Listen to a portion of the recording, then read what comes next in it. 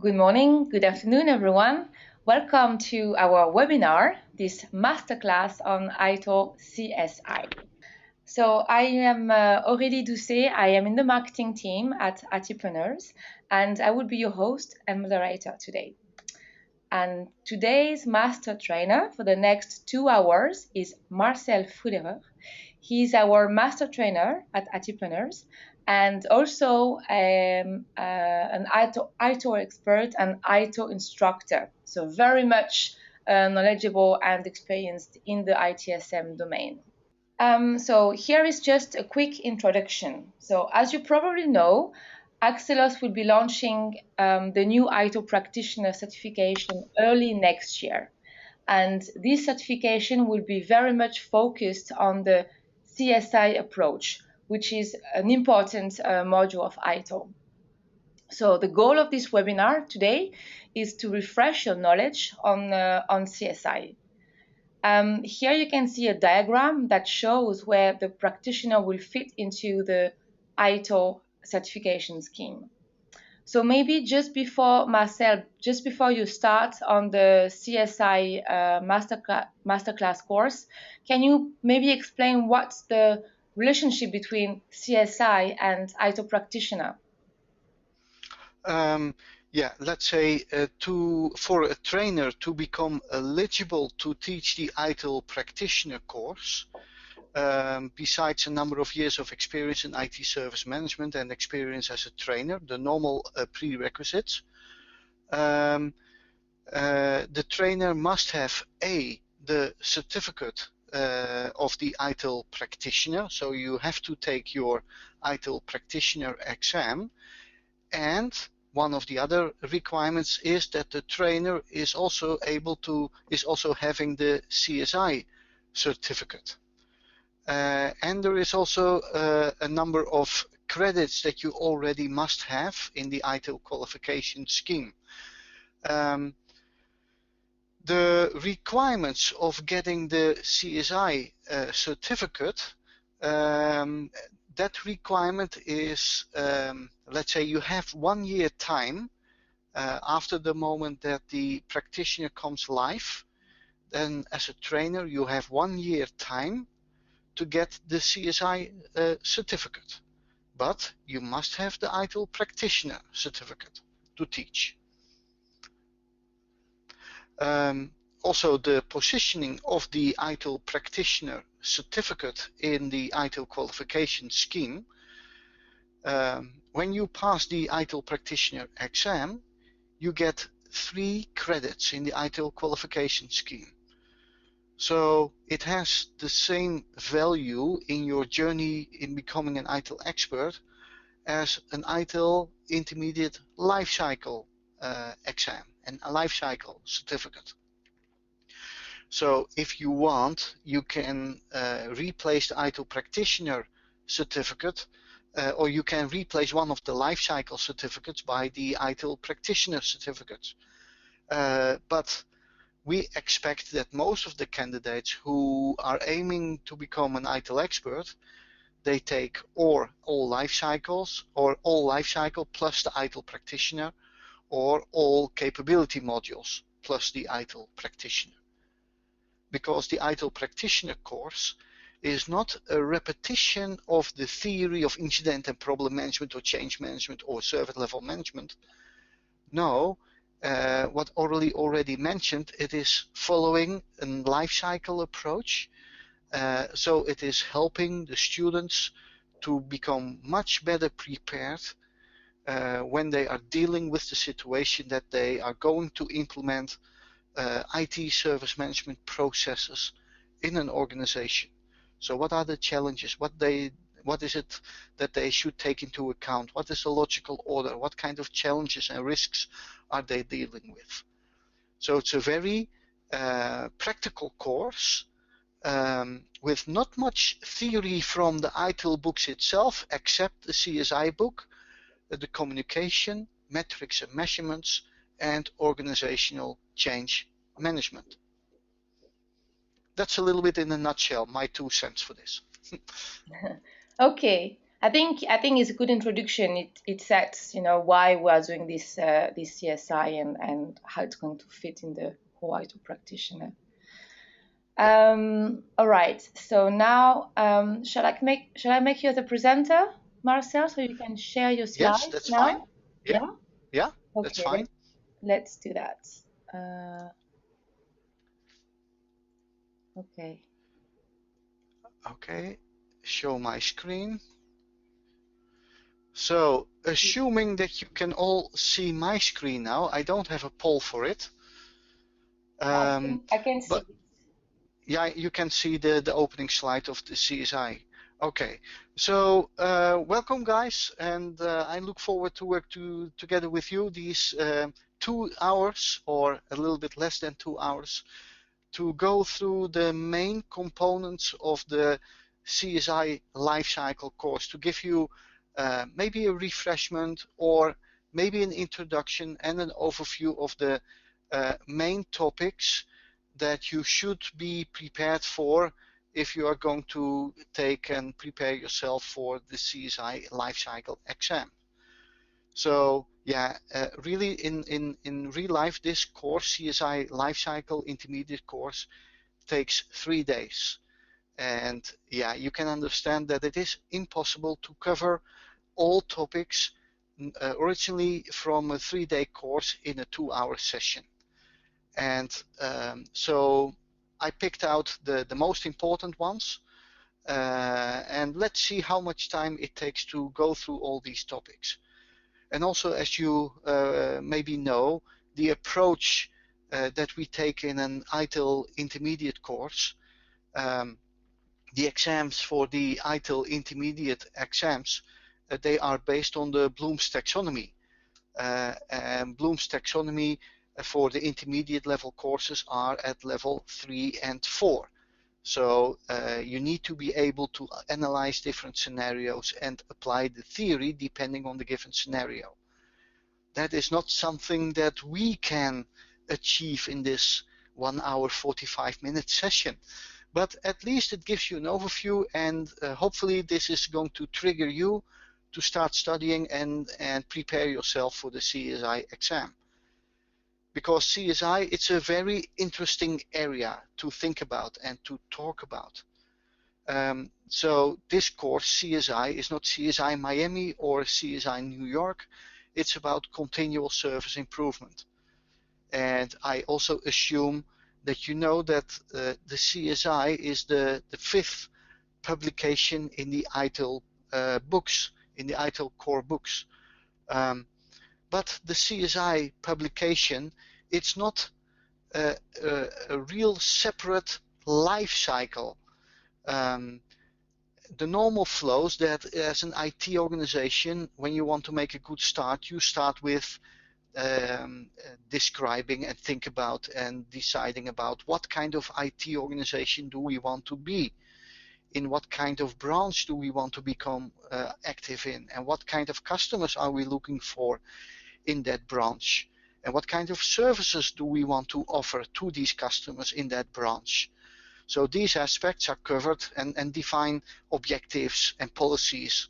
So these actions are described in the service strategy book, and the service design book is there to, let's say, design the services and all service management processes, including the risks, etc. That leads to a so-called service design package. And what has been designed in the service design package is picked up by service transition to build what has been designed, test, and deploy that to the production environment.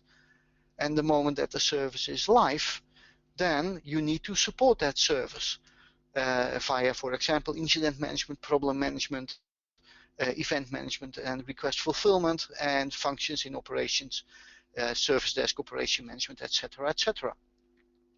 So the 5th publication comes next, but when you look to the core model, it is turning around the other 4 life cycle stages, because it's not a separate life cycle stage. It doesn't work like, now we finish with service operation, let's start with CSI now. No, that's not how it should work.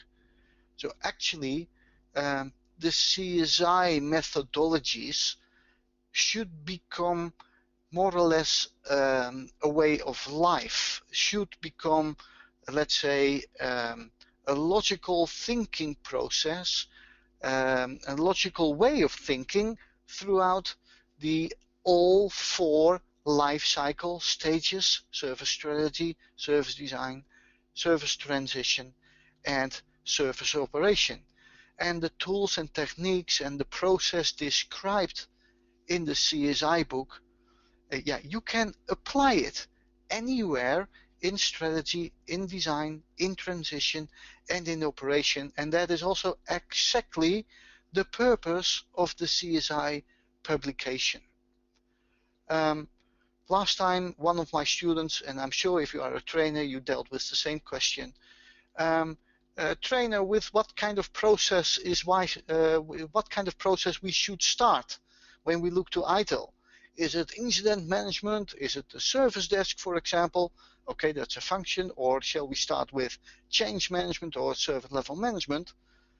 Yeah, as you know, that highly depends on what your current status is, what your pain points are.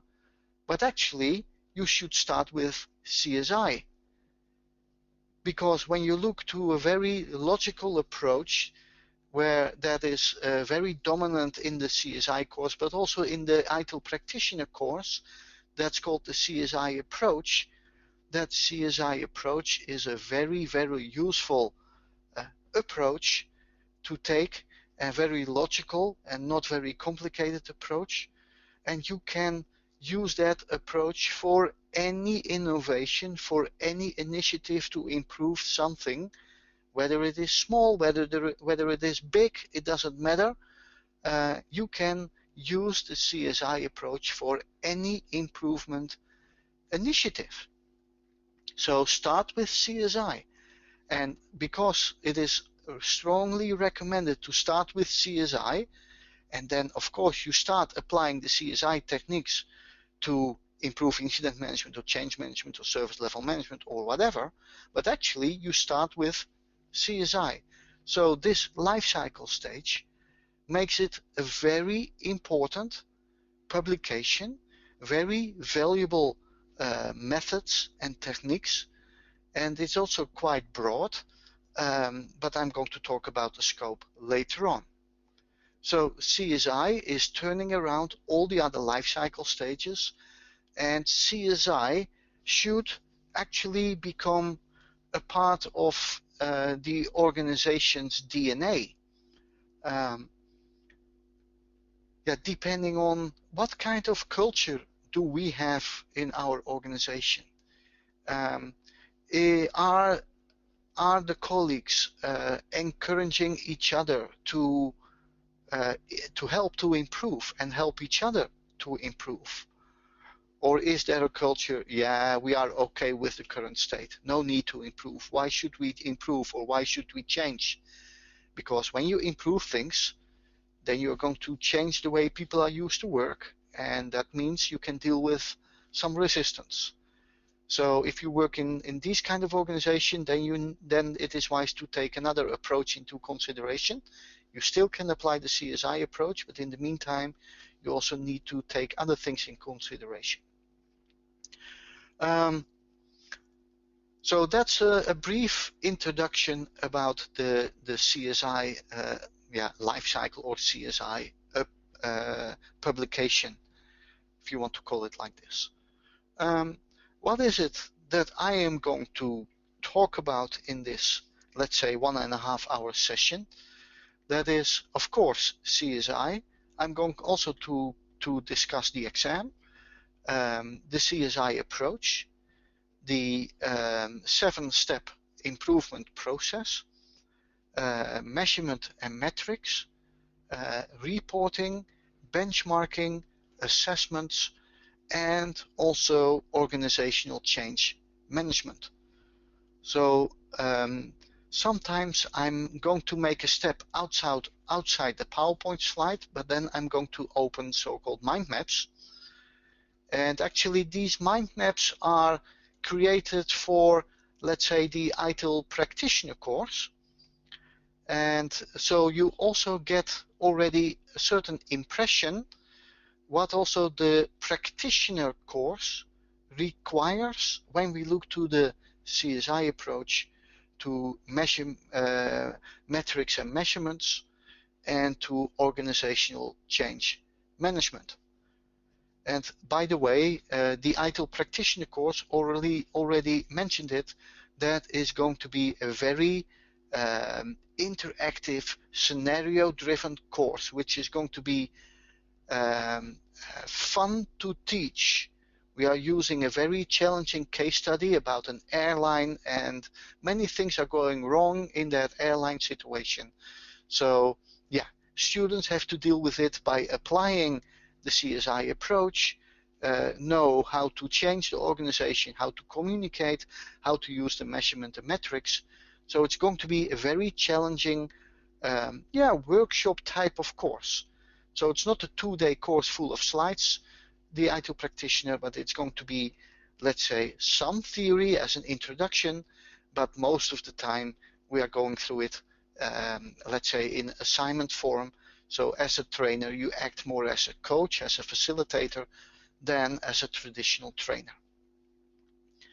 As already mentioned, if you have a question about a specific topic, then please write it down, type it in the question section in GoToWebinar, and every half an hour I'm going to check with Orly if there are some questions, and we can check and answer these, discuss these questions.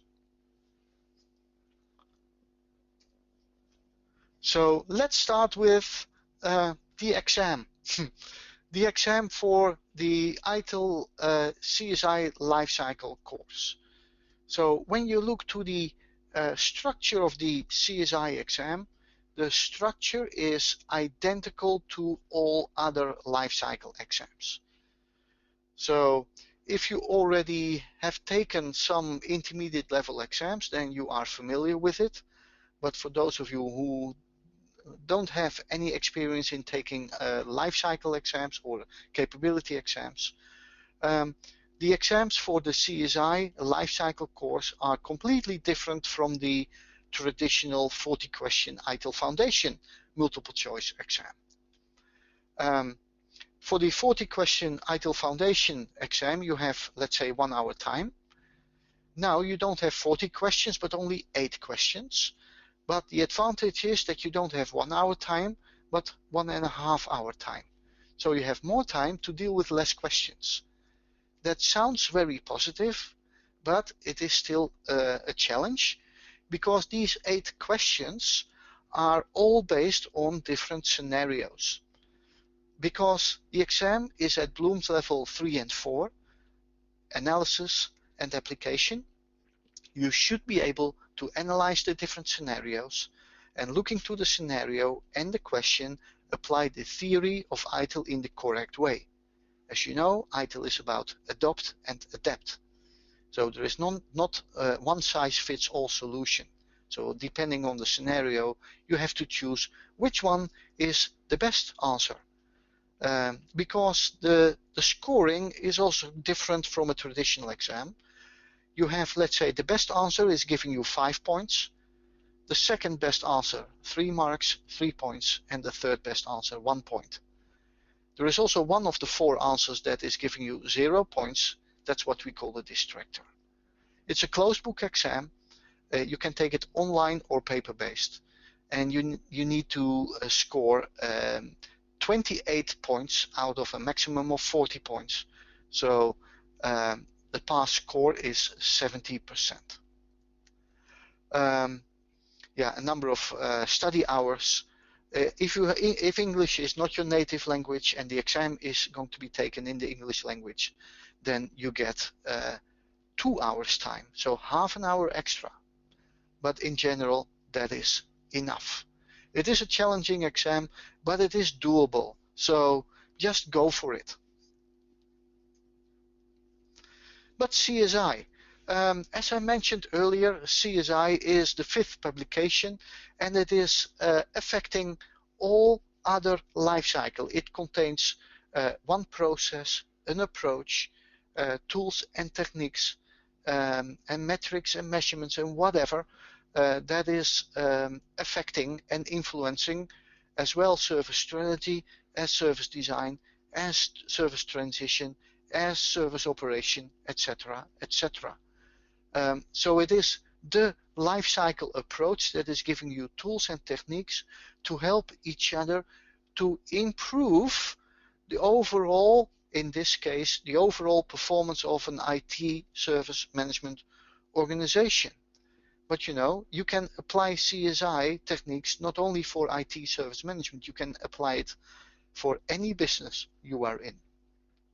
But in the ITIL framework, of course, it is there to help the IT service management organization to improve for the reason to be able to deliver improved services to the business. And that is really important, that an IT organization is able to support the business processes for to help the business to improve. Why is that so important? The business is doing their activities in a logical order to deliver value to their end customers.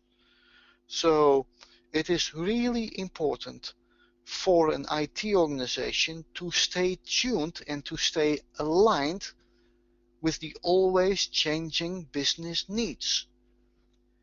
The business processes within your customer environment, they change on a regular basis because the business is changing on a regular basis. So nowadays the business is changing more often than 20 years back. 20 years back it was possible to develop a solution and for a period of 5 years. Now that is not realistic anymore. When a solution is working for 1 or 2 years, that's already quite a long period of time. That's because the business is changing. The business has continuously new requirements. They're going to open new businesses. They are going to change their business processes, add other business processes. And as an IT service provider, it's your responsibility to stay tuned with the always changing business needs. And of course, you need to have a high level of cooperation between the business and IT to stay tuned. But what exactly you can do and you have to do to stay tuned with the always changing business processes, that's where you can use the techniques and the process and the approach described in the CSI book 4. And of course, there is more in the world out there outside the CSI publication that you can use. So also this book is the CSI publication is also referring to other methodologies and other techniques to help organizations to improve and to help organizations to move forward and get the change, not an IT change, but the organizational change accepted, for example. And we are also going to talk about these, let's say, other methodologies once in a while during this session. So this slide is showing you more or less how CSI works related to the different ITIL IT service lifecycle stages. So as you can see at the upper left corner, we have the lifecycle called service strategy. That lifecycle stage is about defining objectives and strategies and policies to make sure that the IT service management organization is able to reach its objectives, and that also the rest of the organization is going to recognize the IT organization, as ITIL is calling it, as a strategic asset. So they recognize IT as a strategic partner in realizing their goals and objectives. As a result of the service strategy stage, we have strategies, defined policies, objectives. So it's clear for the organization what kind of customers we want to serve and what kind of services we need to put in place to support these customers that we want to serve.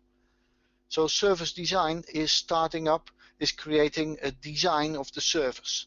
A design based on the 5 major aspects and the 4 P's of service design: people, processes, products, and partners.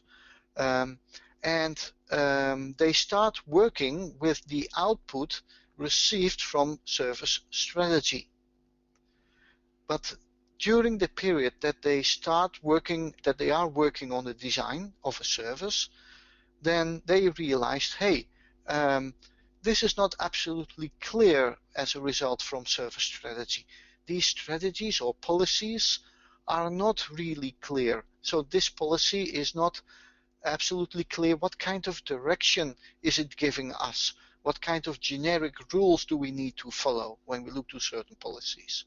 So service design then should provide feedback back to service strategy to improve the service strategy related activities.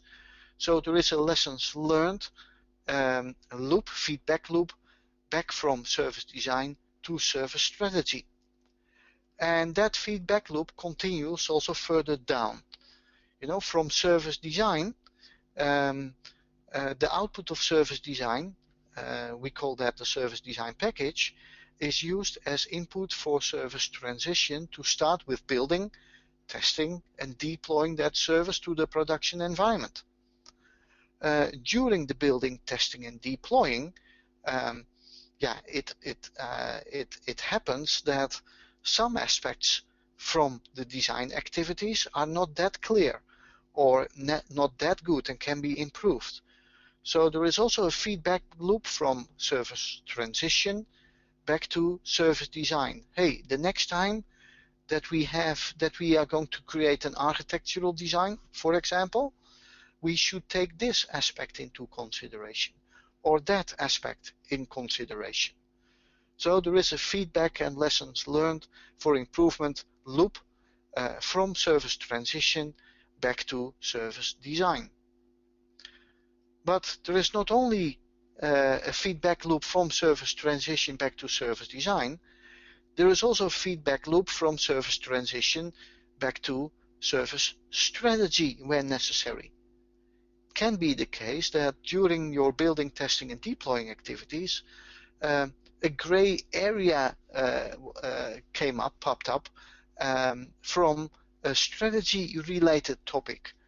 Can be the case. So also service transition can provide feedback to service strategy with the reason to improve. Same story between service transition and service operation. So from service transition, the output is a deployed service.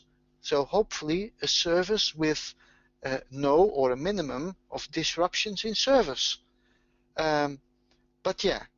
In real life,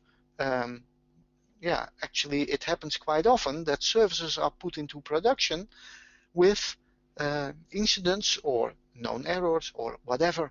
So there is also a feedback loop, what can be improved during the operational lifecycle stage, back to service transition.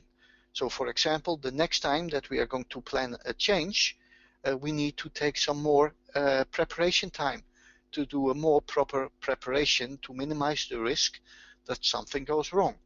So there is a feedback loop from service operation back to service transition, but not only to transition, but also from service operation back to service design if something was noticed that can be improved from as a result from service design. So there is a feedback loop from service operation to service design, but also from service operation back to service strategy. So there are small and bigger feedback loops. What is the CSI role in this picture? As you can see, it is positioned at the bottom. So it is providing tools and techniques, methodologies, one process to help all the different life cycle stages, and including the processes that are described in every life cycle stage and lifecycle publication. So the CSI lifecycle stage is there, and the CSI publication is there to help all the different lifecycle stages to improve and to help each other to improve. So it is more or less helping all other lifecycle stages to improve that specific lifecycle stage itself, but it's also helping other lifecycle stages, and so it's helping each other to improve. So a very important stage, or a very important part of the ITIL core publications.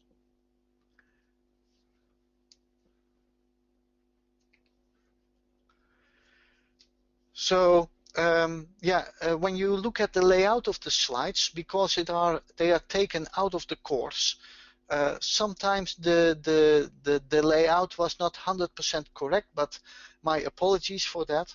Time was also limited, but the main topics are here, and when there is a tab that doesn't have any text in it, then sorry for that. But back to this slide, the objectives. So I already talked a lot about CSI, but actually let's have a brief look to these objectives. So review, analyze, prioritize, and make recommendations on improvement opportunities in each life cycle stage. So actually that's what I already talked about. So each life cycle stage, that's what the CSI publication is there for, to help that life cycle stage. But not only each individual life cycle stage, it's also helping each other to improve each other. And not only the life cycle stage, also the services, the processes, the technology, the culture, the persons, whatever. The second, review and analyze service level achievement. That's a very important relationship that CSI is having with one of the processes described in the service design book, service level management. So actually it is important from an IT service provider's point of view that we deliver services to the business in a way that they deliver value. And we have discussed and negotiated and agreed with the business at what levels these services should be delivered in order to deliver value to the business processes. So, and we agreed these levels in the service level agreement. So it is important that we monitor and measure and the performance of the service in relationship to the agreed service level agreement, but we are also going to improve where necessary the quality and the performance of service. So maybe a specific service is not delivered 100% according the agreed level, so we need to improve. And even if we delivered that service according the agreed levels, then maybe that service was delivered in an effective way, but we still can improve the way we do it. So we can improve the efficiency. We can do it smarter, we can do it faster, we can do it cheaper. So that's where you also can use the CSI methodologies for. Identify and implement specific activities to improve IT service quality and improve the efficiency and effectiveness. So, so we have to have focus on how is the service performing. Have we delivered the service in an effective way? Have we delivered the service in an efficient way?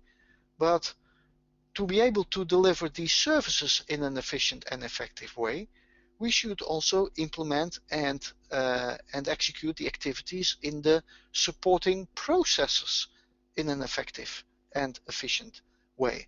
So CSI is also having a primary focus on not only services, but also processes. Cost effectiveness. Of course, when we do it smarter, faster, cheaper, it is having effect on the costs. So you can use CSI methodologies and techniques to, let's say, improve the cost effectiveness. And of course, we need to use quality management methods and know what we should deliver. And have we delivered the way and the results that we should deliver? So, and where do we need to improve? And where and how do we need to improve? That's where this CSI publication also helps. And of course, measurements and metrics are important. If we cannot measure it, we cannot manage it. And if we cannot manage it, we cannot improve it. And there's another statement, if we cannot improve it, then probably we don't care. But okay, you need measurements and metrics and KPIs and CSFs to be able to improve. And I'm going to cover these elements also in this session.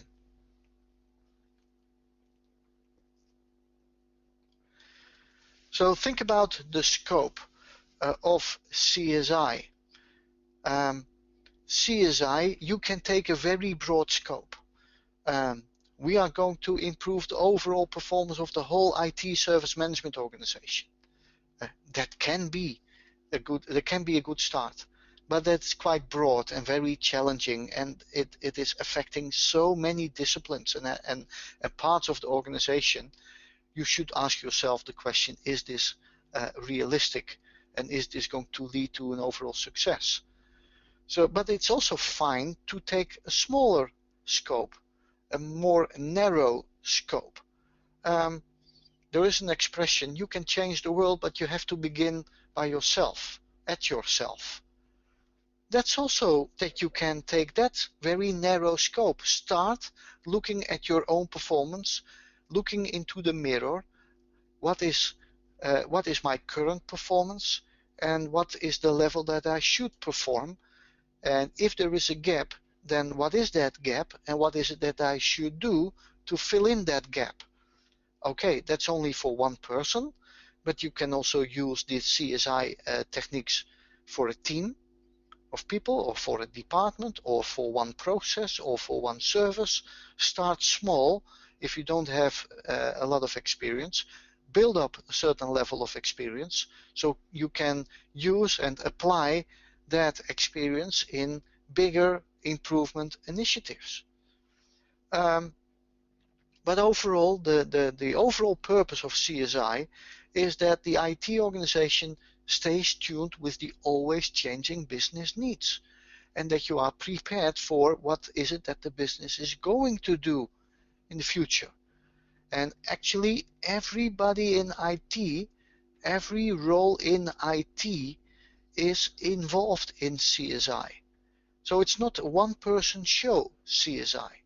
It's not only the CSI manager's responsibility to improve. Everybody in the organization should have, let's say, CSI DNA elements in them. And more formal, every role description should also have an CSI part, a CSI chapter in it. Besides the normal day-to-day tasks, the performance of staff should also be evaluated based on the improvement initiatives and what kind of results were achieved in order to improve. It can also be become a part of the targets for every role. That's one way of looking to CSI. So CSI covers all aspects, not only of IT service, but also when you look to, let's say, the processes, the people, and the technology. So also the service assets, the technology that support these IT services that are important. Now I need to take some water.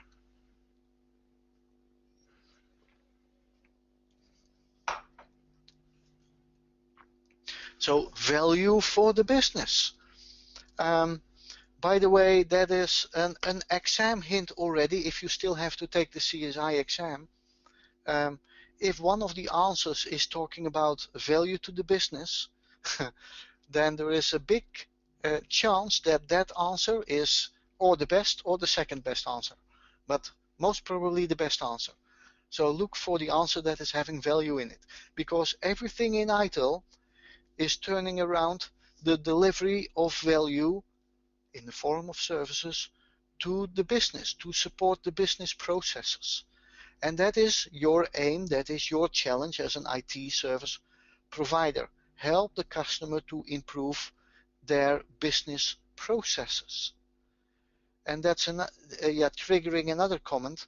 If you as an IT organization are able to help your customer in improving their business processes, that should be your optimum goal. If you can provide valuable input to the customer in a way that is helping the customer to improve his or her business processes, that's the optimum goal for an IT organization. Then you are not an IT service provider anymore, actually, but then you are an IT service partner, because IT is also becoming more and more a business process, and companies cannot run without IT.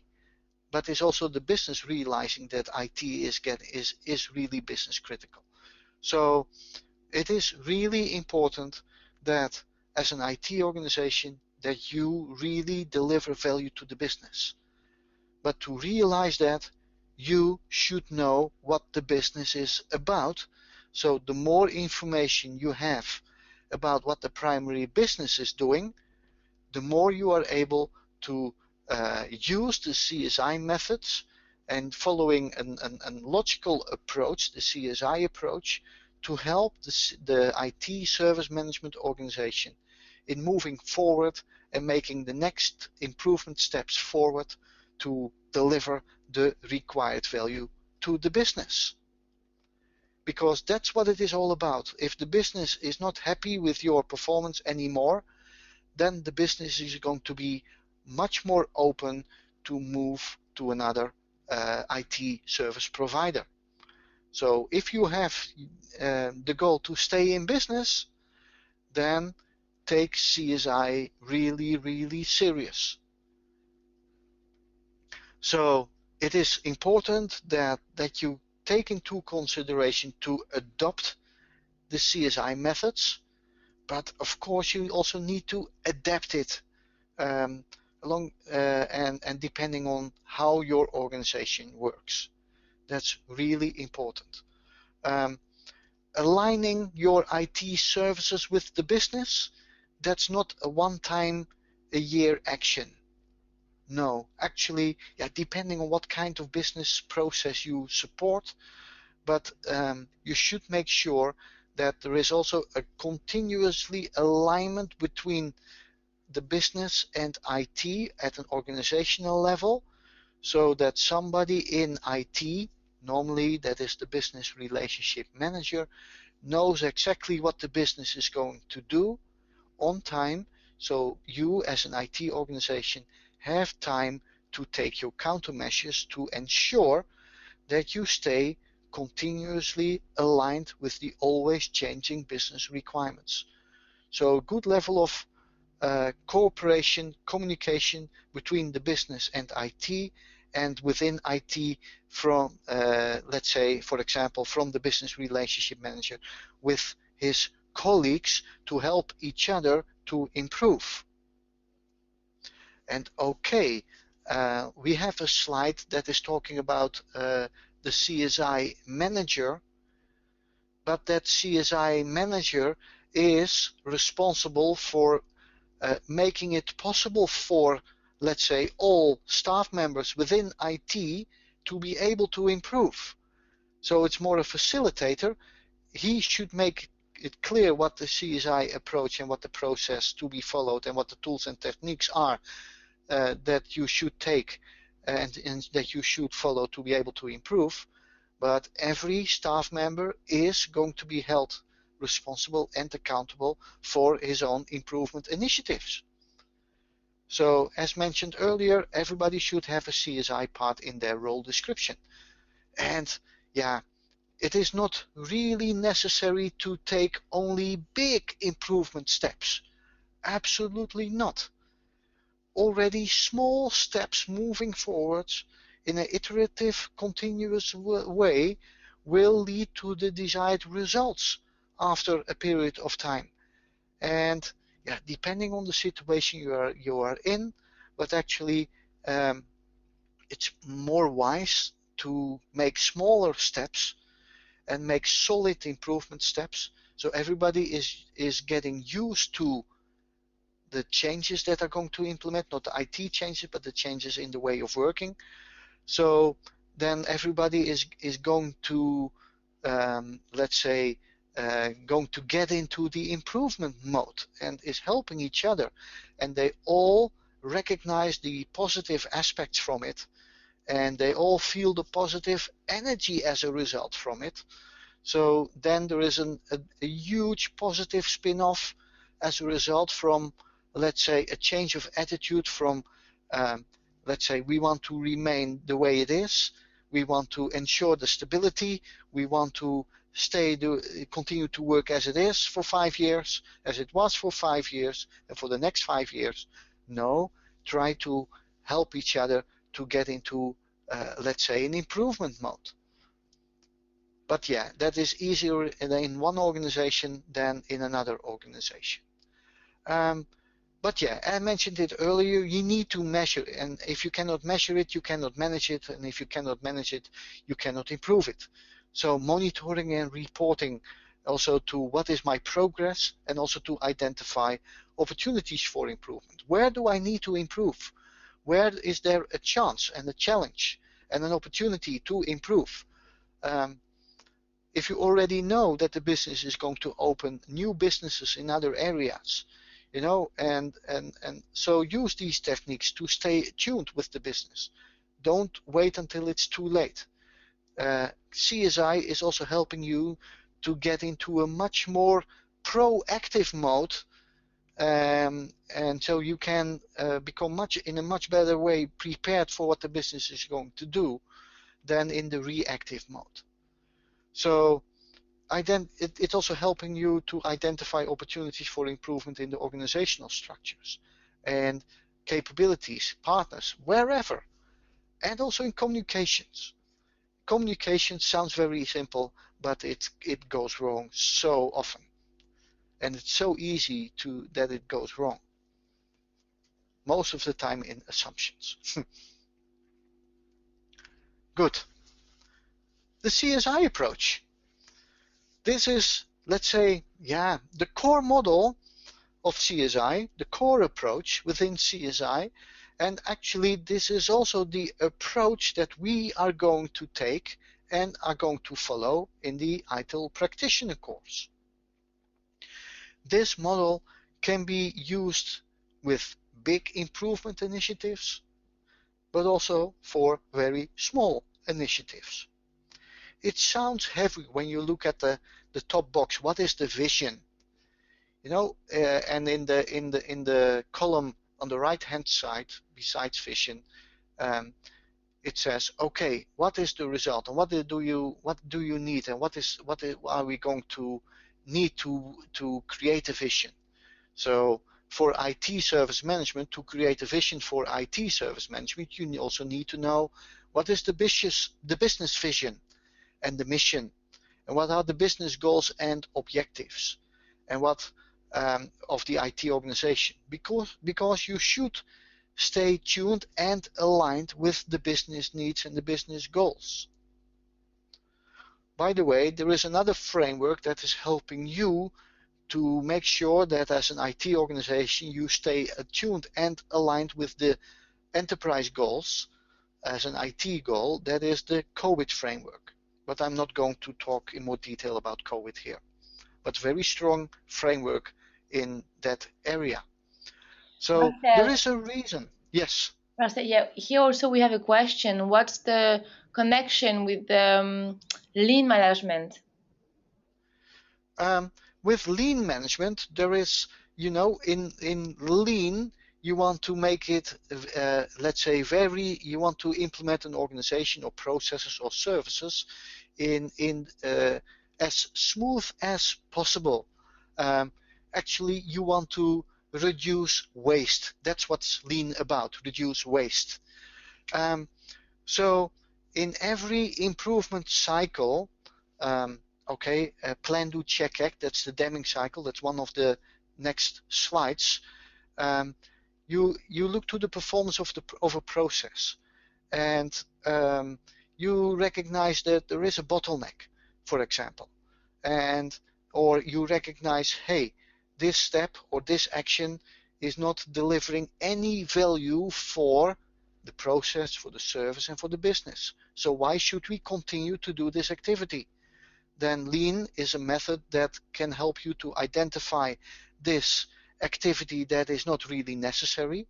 So remove that activity, and then you make a next iteration of the improvement cycle. So what is the purpose that we make this cycle again, this journey again? So what is the vision? By the way, was that an answer on that question about lean? In the meantime, can you check that for me orderly? Then yes. I continue with the CSI approach. Yeah, no problem. Okay. Thank you, Marcel. Okay. So what is the vision? Sounds very heavy, but it's not necessarily very heavy in the sense that you can also consider for yourself, what is the purpose that I'm going to do this? What is the reason that I'm going to take this action? What is it that I want to achieve? Not in measurable terms yet, but what is the purpose? What is the justification that I'm doing this? What is the reason that I'm doing this? So that can also be a part of the vision. That can be for an IT organization as a whole. That can be done developed for a department. That can be done for a team, but also for a private person. So what is the reason that we are going to do this? What is it that we want to achieve, more or less? What is it that we want to realize? And when that's a business reason, then you should take into consideration that that should be aligned with business purposes. Because as an IT organization, everything that happens in IT should deliver, at the end of the day, value for the business. So there have to be an alignment with anything that happens in IT. There should be an alignment with the business.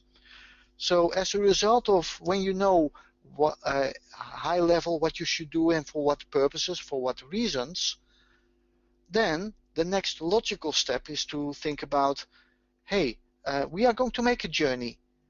What this journey is going to look like, I have no real concrete specific idea yet.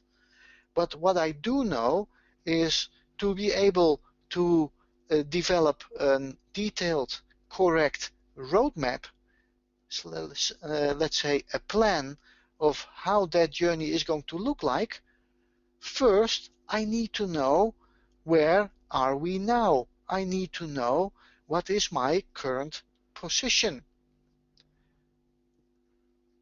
We use their baseline assessments for, and an assessment is also one of the topics that I'm going to talk about. When you know exactly where we are now, then you can think about what is my final destination going to be, or not my final destination, maybe not, my next objective, my next generation.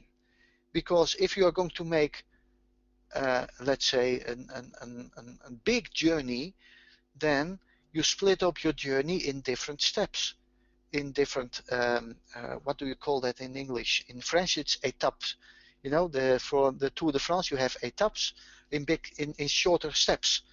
So it's not necessarily the final goal, but the intermediate goal that you want to reach. And so it is wise to consider the objective for that iteration, to make it smart, to develop a measurable target, specific, measurable, achievable, relevant, and time-bounded. So if you know in this iteration, in this cycle, I want to reach that objective, then you can develop a plan of how do we travel from where are we now to where do we want to be. And that is covered in the next step, how do we get there. So whatever you want to improve, follow this logical CSI approach. So as a result of where are we now, an assessment, and the result of where do we want to be, the objectives, SMART, you can develop a plan of how do we get from here to there. So that's more or less a roadmap to be able to improve. But you still did not begin with your journey. But the moment that you start making that journey, then during your journey, it is wise to monitor your progress. Not at the end only, because if you only measure at the end and then you realize, hey, my goal was Rio de Janeiro, because the carnival takes place there, and now I realize I arrived somewhere, not Rio, but looking at the name signs, it's Cancun, Mexico.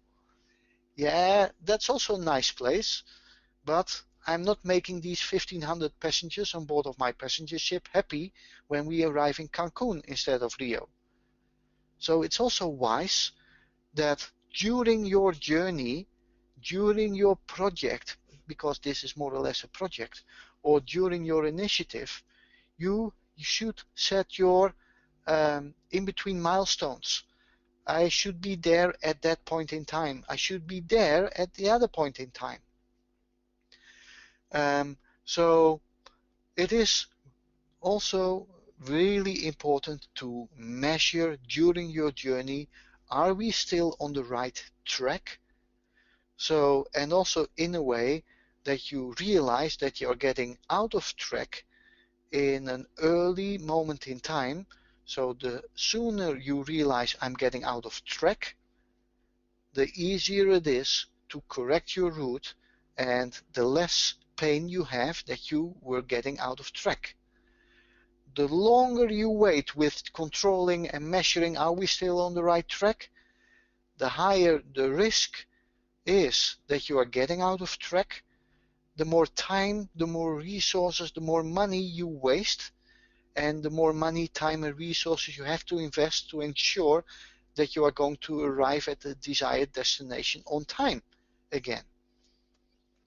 So yeah, that's a very interesting journey, but a very logical and strong approach that you can use for any improvement initiative. The last step in the CSI approach, how do we keep the momentum going? That ensures that this is not a one-time action. Actually, you should ensure that the ball keeps on rolling upwards to help each other to continue to improve. An improvement initiative should not only be one cycle, but it should become a continuous cycle to improve. And every cycle you go through, what is the vision, where are we now, where do we want to be, how do we get there, did we get there, okay, we got there, now what are we going to do next? And so actually you work towards a certain level of perfection. That's the way how you should keep the momentum going. And that's also a challenging activity because it's normal human behavior.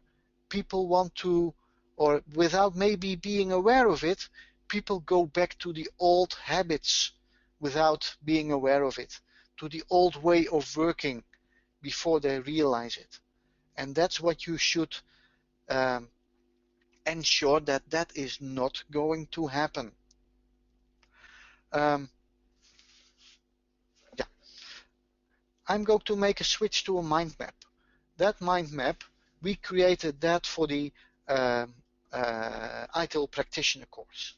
So let me walk you through briefly through this mind map, and that already gives you an impression at what level the ITIL Practitioner course is using this CSI approach.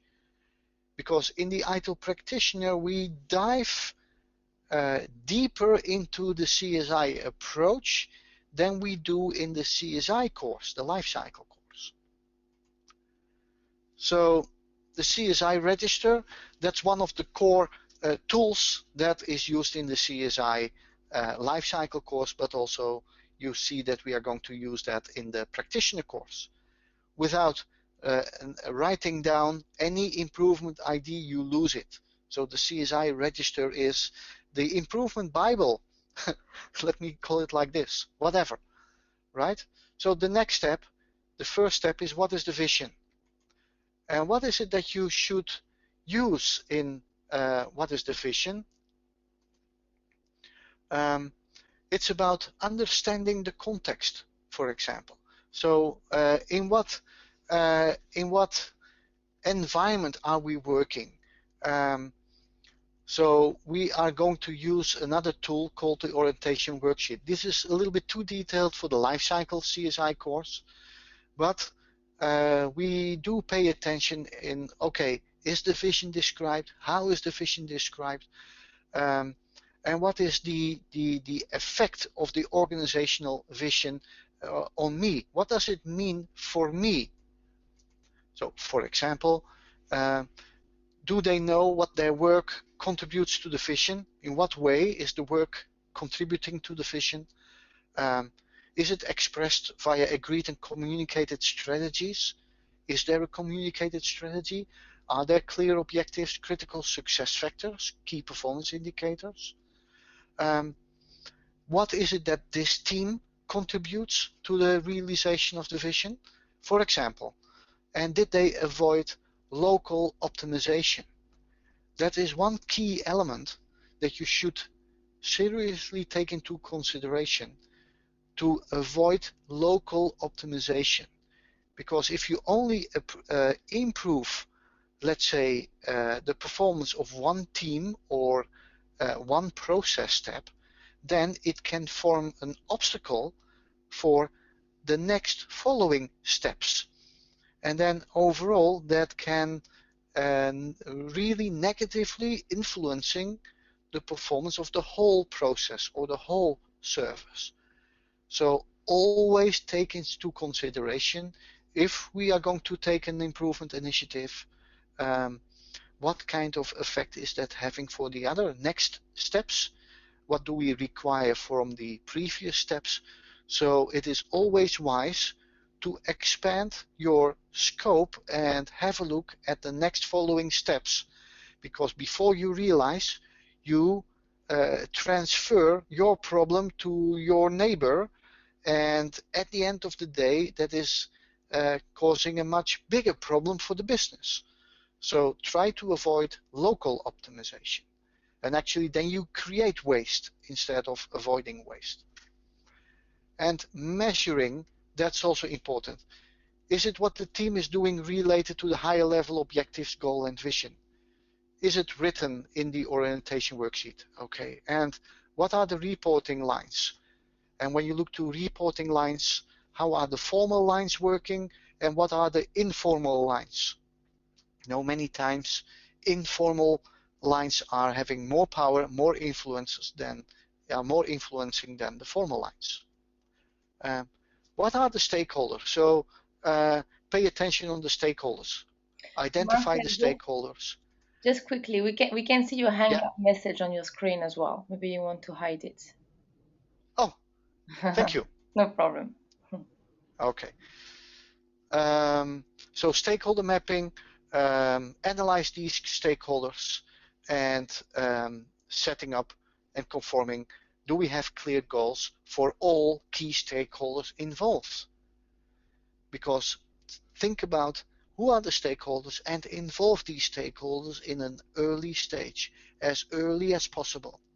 Because if you forget that, then you will deal with a lot of problems later on, because they are not aware, they were not involved, they were not feeling taken serious, and then you created other kind of problems which are even more difficult to solve. So this step is leading to certain outputs. That's a little bit too detailed, so I'm going to skip that one. Where are we now? Oh, it is going through the outputs, so I have to go through it. So where are we now? What happens in where are we now?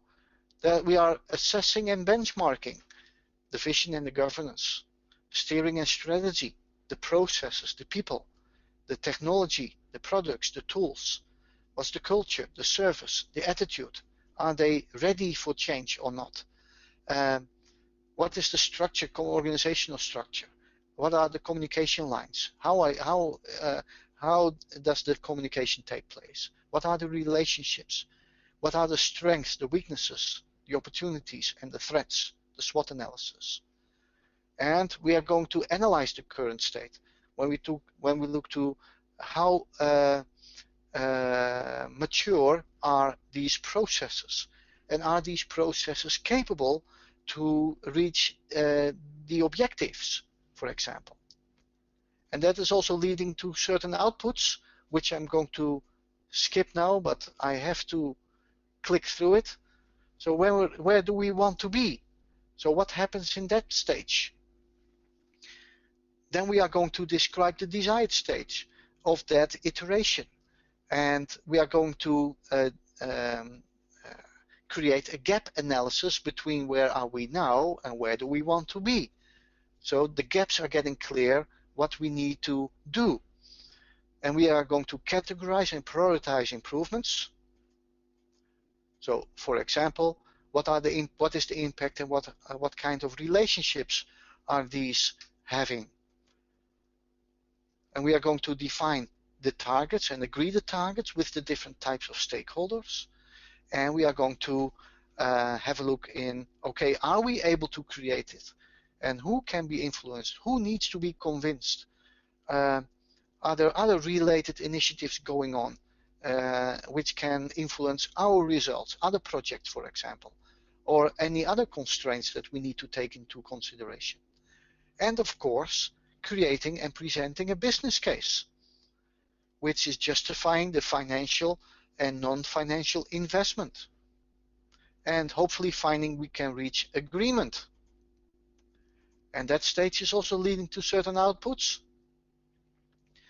But I'm going to skip this one and leads us to the step, how do we get there?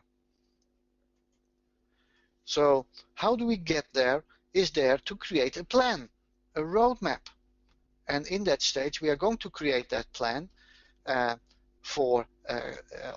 to stay in control, to know what we need to prepare and arrange and organize. And also we need to communicate that plan, because we need to communicate what we are going to do to the relevant key stakeholders. And finally, implement that plan, and of course also test the potential solution. And then we also need to measure, did we get there? Not only at the end, but also in between. Set your milestones in between. So actually that's also what your car navigation system is doing. When you want to make a journey to do a family visit for a birthday party, you have a reason to make this journey. That is your vision. So the moment that you start entering your car on a Saturday morning, for example, you switch on your car navigation system, and based on the satellite connection, the device knows where you are right now. When the device knows where you are now, your current position, you enter your destination. Where do we want to be? The moment that you entered your destination, the device is going to calculate your route. How do we get there? You are still standing still in front of your home address. But the moment that you start driving, then the device is continuously measuring, did we get there? And it is measuring, are you driving in the direction in accordance to your calculated route? And the moment that you forgot to take the right exit, the device immediately responds. Hey, stupid guy, turn around. And it's important that the device is responding immediately, because if it only responds after 10 minutes, then you not only lost 10 minutes in time, you also lost very expensive fuel. Okay, in the Middle East, most of the countries there, the fuel is not that expensive, but still. So you lost fuel, you lost money, and the risk that you are not going to arrive on time to enjoy the birthday cake with family is going to be much higher. So that's also the reason that that device immediately responds. So when you do an improvement initiative, if you are going to follow a project management approach, you have created a project plan with milestones, with measurable targets in between.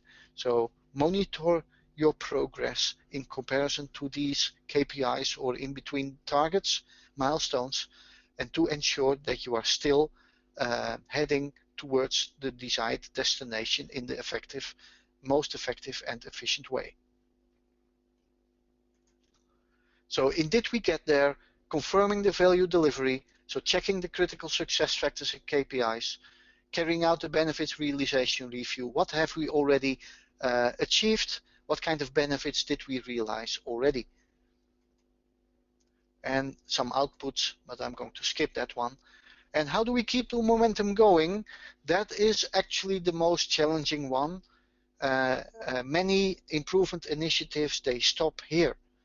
But actually you should continue to improve.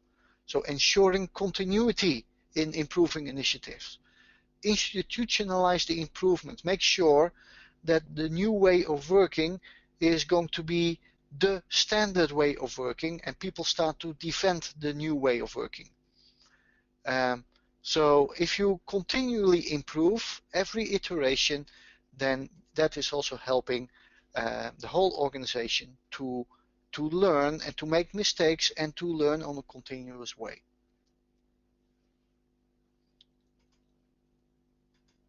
That's a little bit a more detailed description of the CSI approach. Back to the slides. Here it is.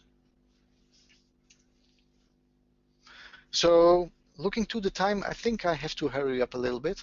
So organizational change plays an important role, because if you improve, then you are going to change the way people are used to work.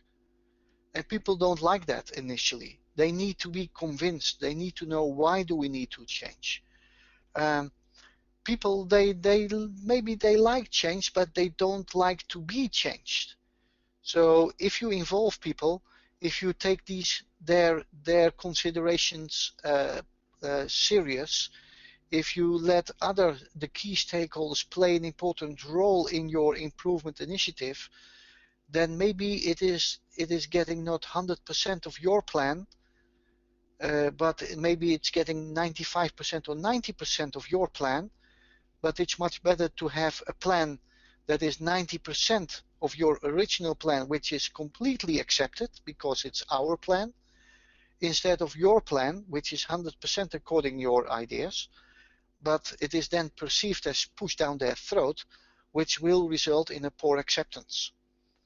And then in that case, then you have to invest later on a lot of negative energy in changing the people's attitude, if you're going to be able to succeed in that. So also it's important to link CSI activities with service level management, because it's all about delivering valuable services to the business according to the agreed levels. And where do we need to improve these services? One way to measure it by using the service level management process. CSI is using a continuous cycle of plan, do, check, act activities, and also the 7-step improvement process. You can use the 7-step improvement process, I'm going to talk later about it, for any step that you are following in the CSI approach. It's a logical, more detailed step. And also, every step you use information from many different sources, like the incident database, the problem database, the change database, but also the SLA, let's say, database, or any other database. So everything that you need is, maybe not everything, but 90% of what you need in most of the improvement initiatives, you find that data in one of the related databases / information system in the service knowledge management system. And of course, you can use other frameworks in combination of CSI. I already mentioned COVID, for example, or ISO 20000, or TOGAF, or TIPA, or whatever. So it's not a standalone show of CSI. Management of change is an important one. People don't like to be changed, but they really, many people want to change, but they don't like to be changed. But if you follow these 8 steps of Kotter, these are the 8 steps of Kotter, then the chance that you are going to be successful is going to be much higher. Let me briefly explain these steps. People need to be convinced, why do we need to change? What is the main reason? So it is important that you are very clear in creating a sense of urgency. Yeah, we need to change, otherwise we are out of business in 1 year time. Then we all need to look for another job. Normally that is a reasonable sense of urgency, I think. Forming a guiding coalition. In the past I managed a change process, not an ITIL change process. I also did that, but let's say an organizational change process within the IBM organization, and we had to change within a department, from a bureaucratic to a more service-oriented, customer-focused organization. In the beginning, I was in the minority of the new ideas. As a manager, I was the department manager responsible for realizing this cultural change or organizational change. But fortunately, I was able to hire some external people who, of course, I selected them because they had to be a fan of the new ideas, because they had to help me in convincing other people of the need and the benefits and the necessities of change. And that was also important because the people who were against the new ideas, they realized, hey, what I see now happening in this department, in the beginning we were in the majority, but we see more and more a movement that we are getting into the minority. And there are always people that are okay against the new ideas, but they are hesitating, in doubt. And then when they see that happening, then these people who originally were in doubt, they make a step towards the direction of becoming also a fan of the new ideas. And then, of course, in my situation, I had to, let's say, move other people, some people, 2 people, to other departments, or they were fired, or they started their pension earlier than originally planned, but okay. But yeah, that happens. So forming a guiding coalition, that's also important. And create the vision together. What I mentioned earlier, do it together with the key stakeholders. Then you create a vision and also a roadmap that is going to be accepted by the key players, which is really essential and really critical to become successful. And communicate the vision, communicate what your plans are.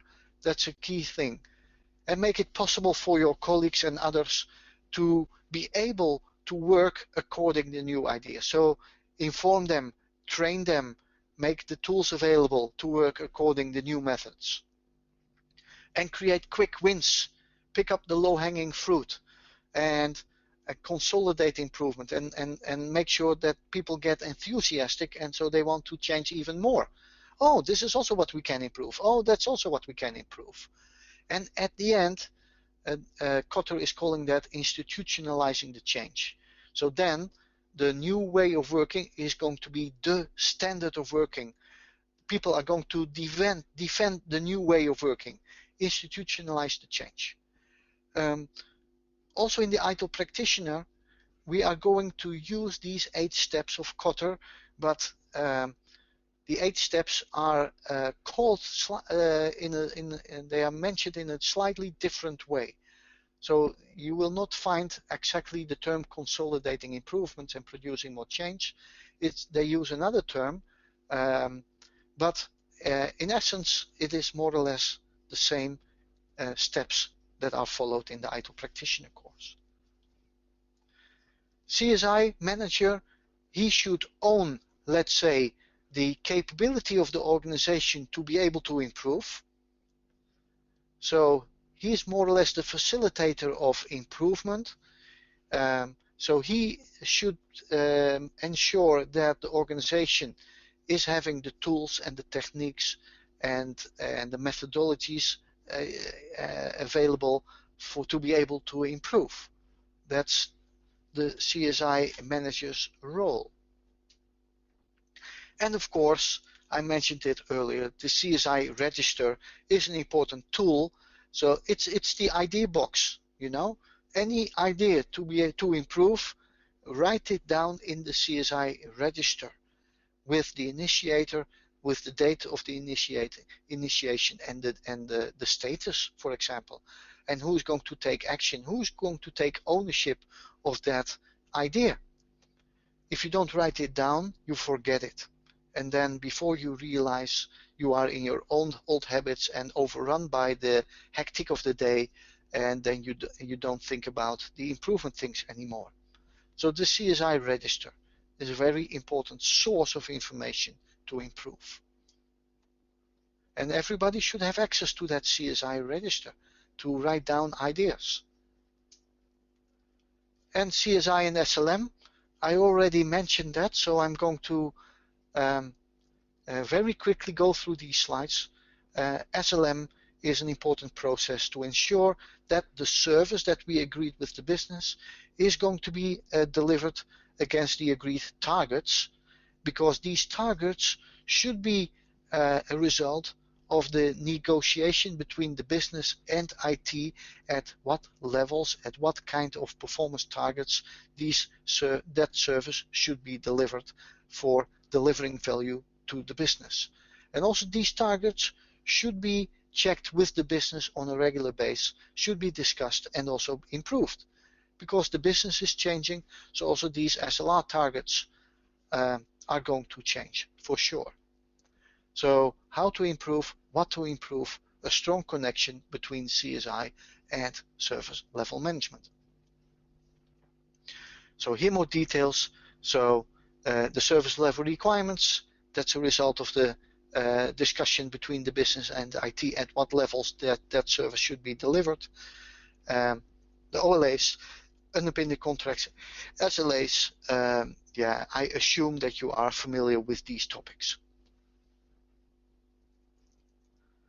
So importance of service level management. So for example, high network availability percentage and also reliability and a fast incident resolution time. Implement structural solutions, so then you increase higher level of reliability, successful implementation of changes, and a high level of customer satisfaction will result in achieving the goals and metrics and delivering value to the business. And this is representing the so-called Deming cycle I already talked about. The Deming cycle in combination with the CSI approach and the 7-step improvement process is a very strong method. So Mr. Deming developed this quite a long time ago, and also many Japanese organizations, they started to do this, like Toyota, but many other organizations, they are doing this already. So first of all, you plan your activities. You think, what is it that I'm going to do? Based on the vision, for example, based on your objectives. What is it that I need to do? Then you start doing, executing the activities that you have planned. What you have done, you need to check it. Are we still on the right track? And where necessary, change it, act it, and implement improvement initiatives to ensure that the ball continues to roll upwards. And by also having done one iteration of the plan, do, check, act cycle, the ball is moving to the upper right hand side, and then you can ensure that the ball is not going down again by also updating the relevant process documentation and procedures. So then you by having it written down in processes and procedures, and making sure that everybody is familiar and is able to work according to these updated processes and procedures. You actually embedded the new way of working in your organization. And then you can make a next iteration of the Plan, Do, Check, Act cycle. By following the Plan, Do, Check, Act, the CSI approach, and the 7-step improvement process. And of course, you need to measure. And actually, the main reasons why we measure are shown here on this slide. The main purposes that we measure is, for example, to validate. Are we still heading towards the realizing to the strategic vision, for example, to check and to validate, and also to give direction. We want to go to that specific direction, and to arrive there, we need to follow these KPIs and follow these steps, these milestones. And each individual milestone should also be measurable. We also measure to correct halfway, to intervene. Hey, we forgot to take this exit. We need to turn around. That's also why we measure, for example, to implement corrective action, to ensure that we are still able to arrive in Rio de Janeiro and not in Cancun.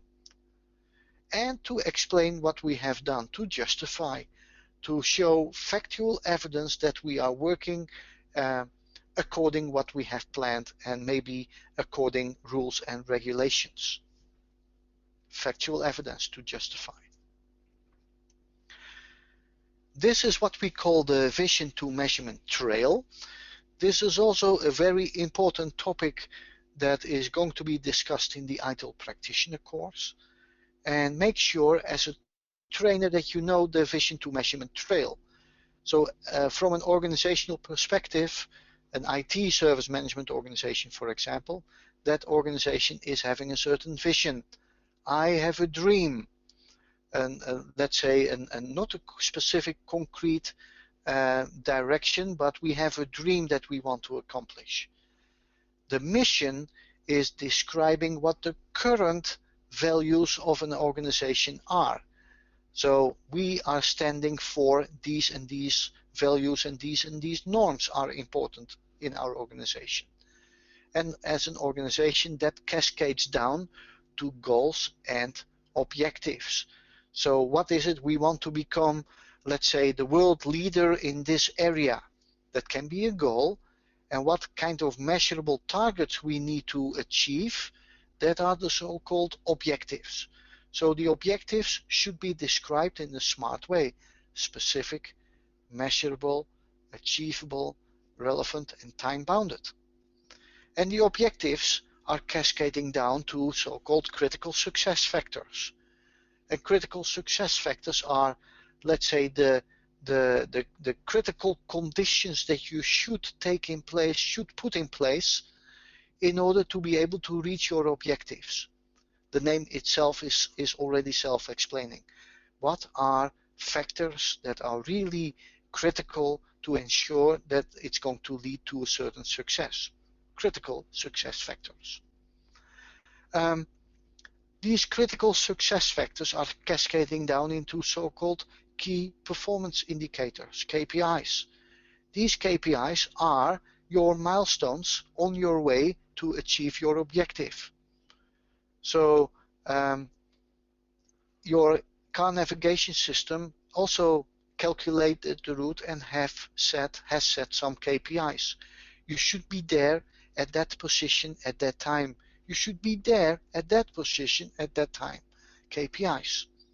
And if you did not reach that position at that time, then it's going to respond. Hey, stupid guy, you forgot to take that exit, turn around. So key performance indicators are helping you to stay on the right track. What is it that you need to measure to check whether you are still on the right track? That's what we call metrics.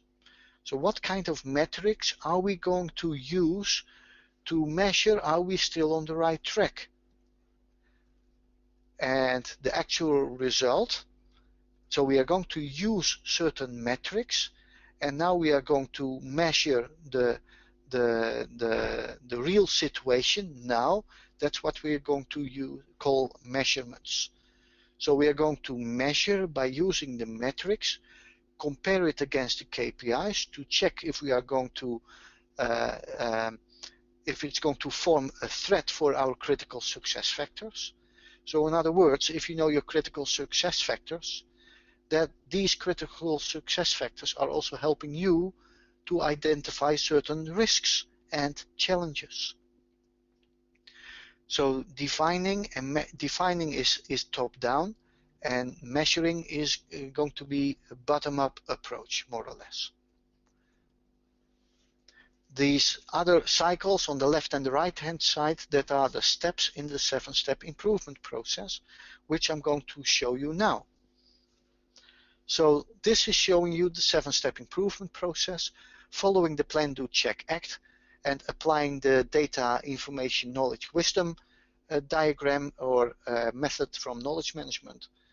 So for any improvement initiative, big initiatives, very small initiatives, it doesn't matter.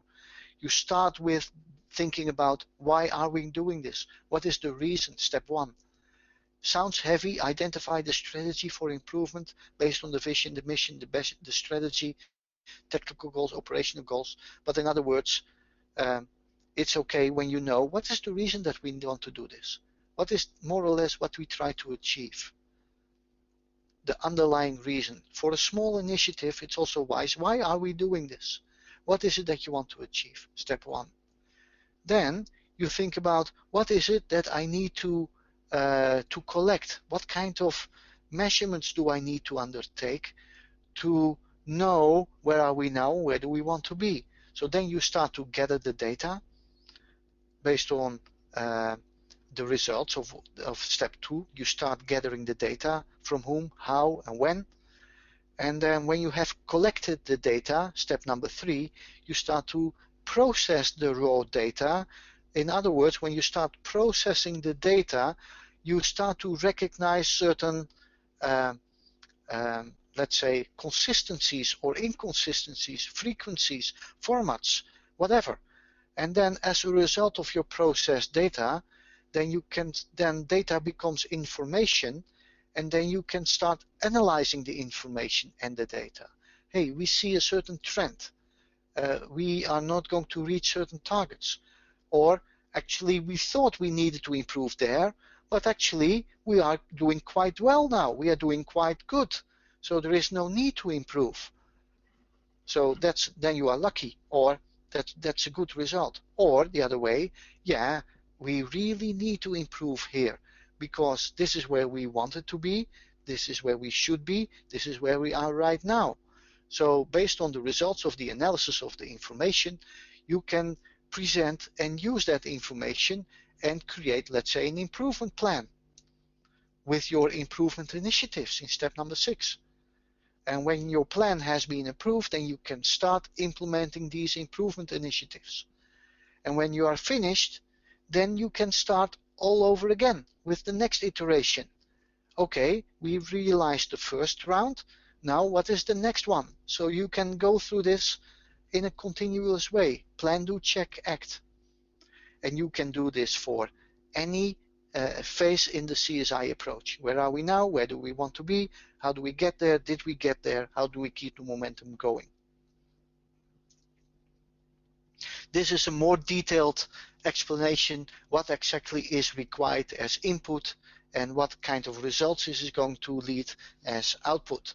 But looking to the time, this is clearly described in the course materials. So if you want to dive deeper in this area, then feel free to do that. Step 2, define what you will measure. You need to seek information to understand what you should measure and define.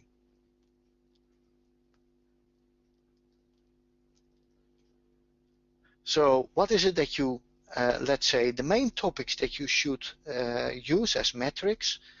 For your CSI exam, just an exam hint, there are 3 types three types of metrics: service metrics, process metrics, and technology metrics. But in the practitioner course, we dive much deeper in this. There are more than only three: the service, process, and technology metrics. But we come to that. So gathering the data, collecting the raw data. So gathering the data is the act of monitoring and data collection, for example.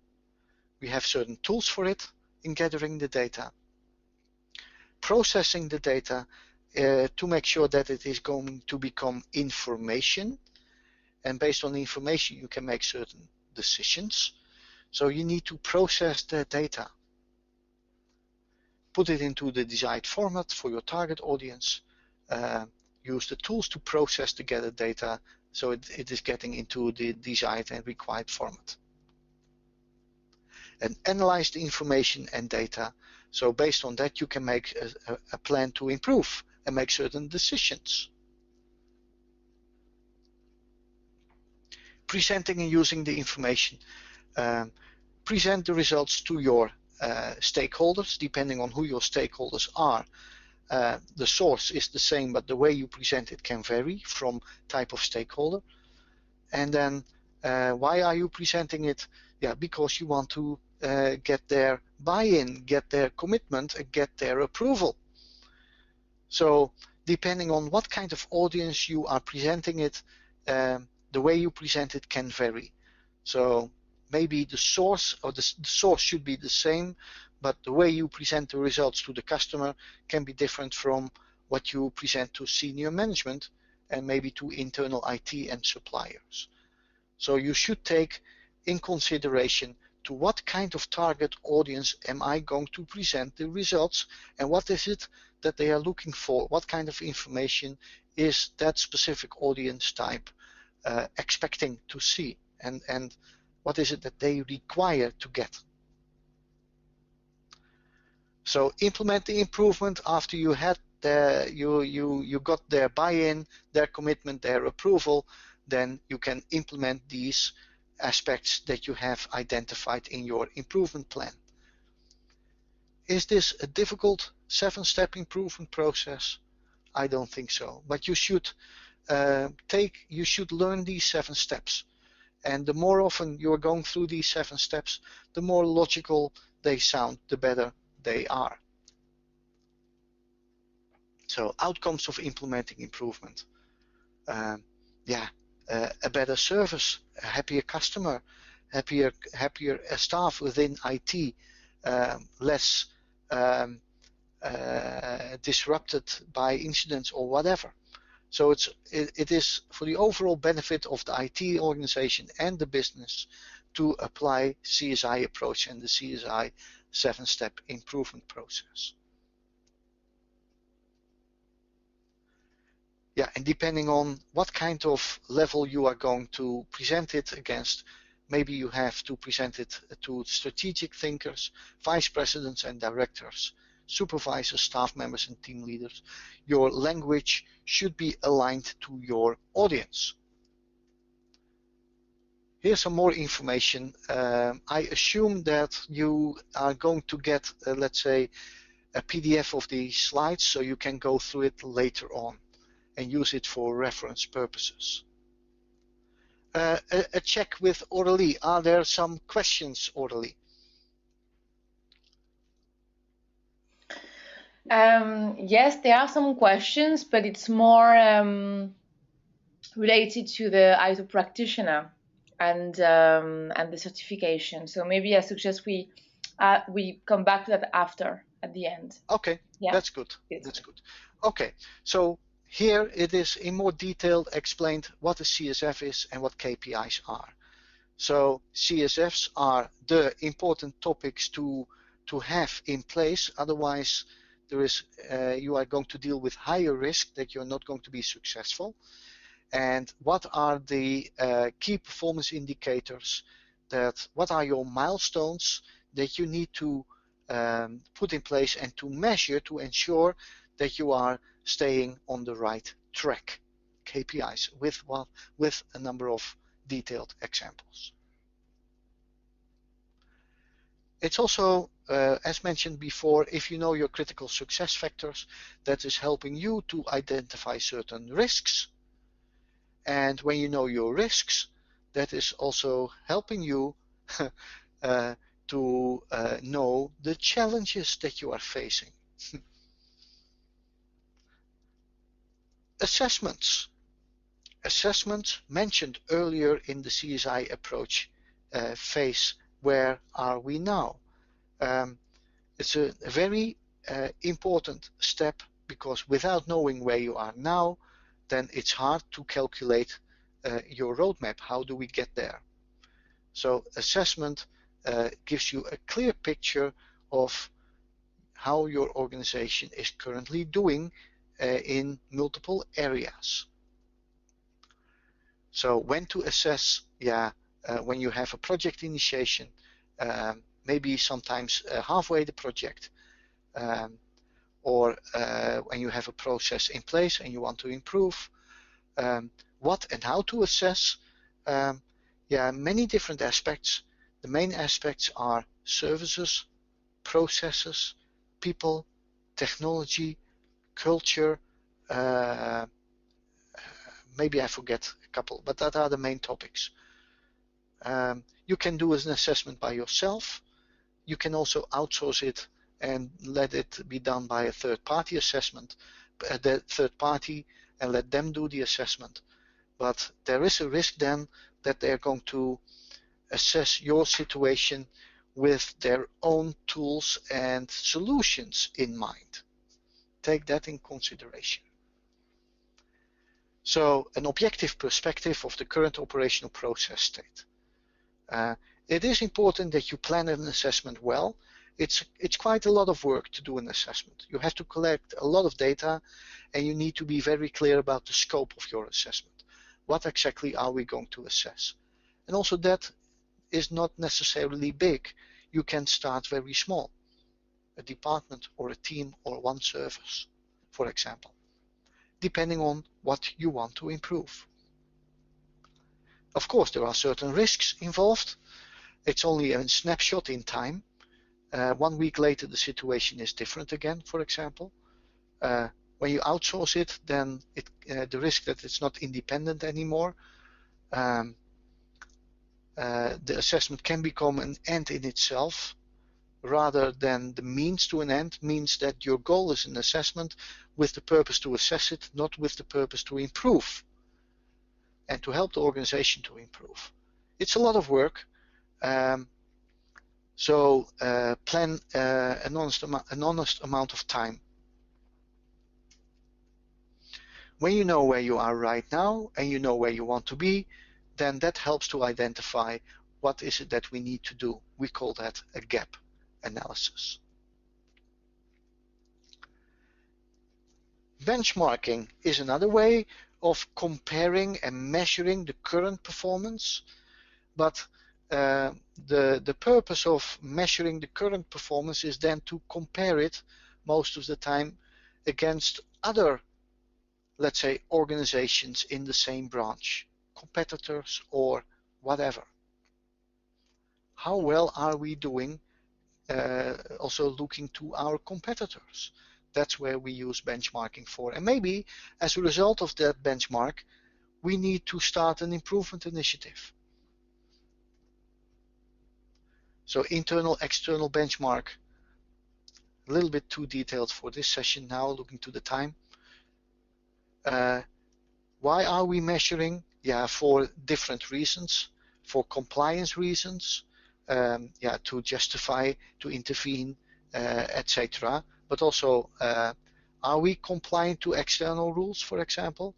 Do we need to improve our quality? Do we need to improve our performance? Are we delivering the right level or enough value to the business?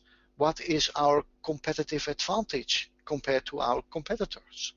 How much value are we delivering in the market?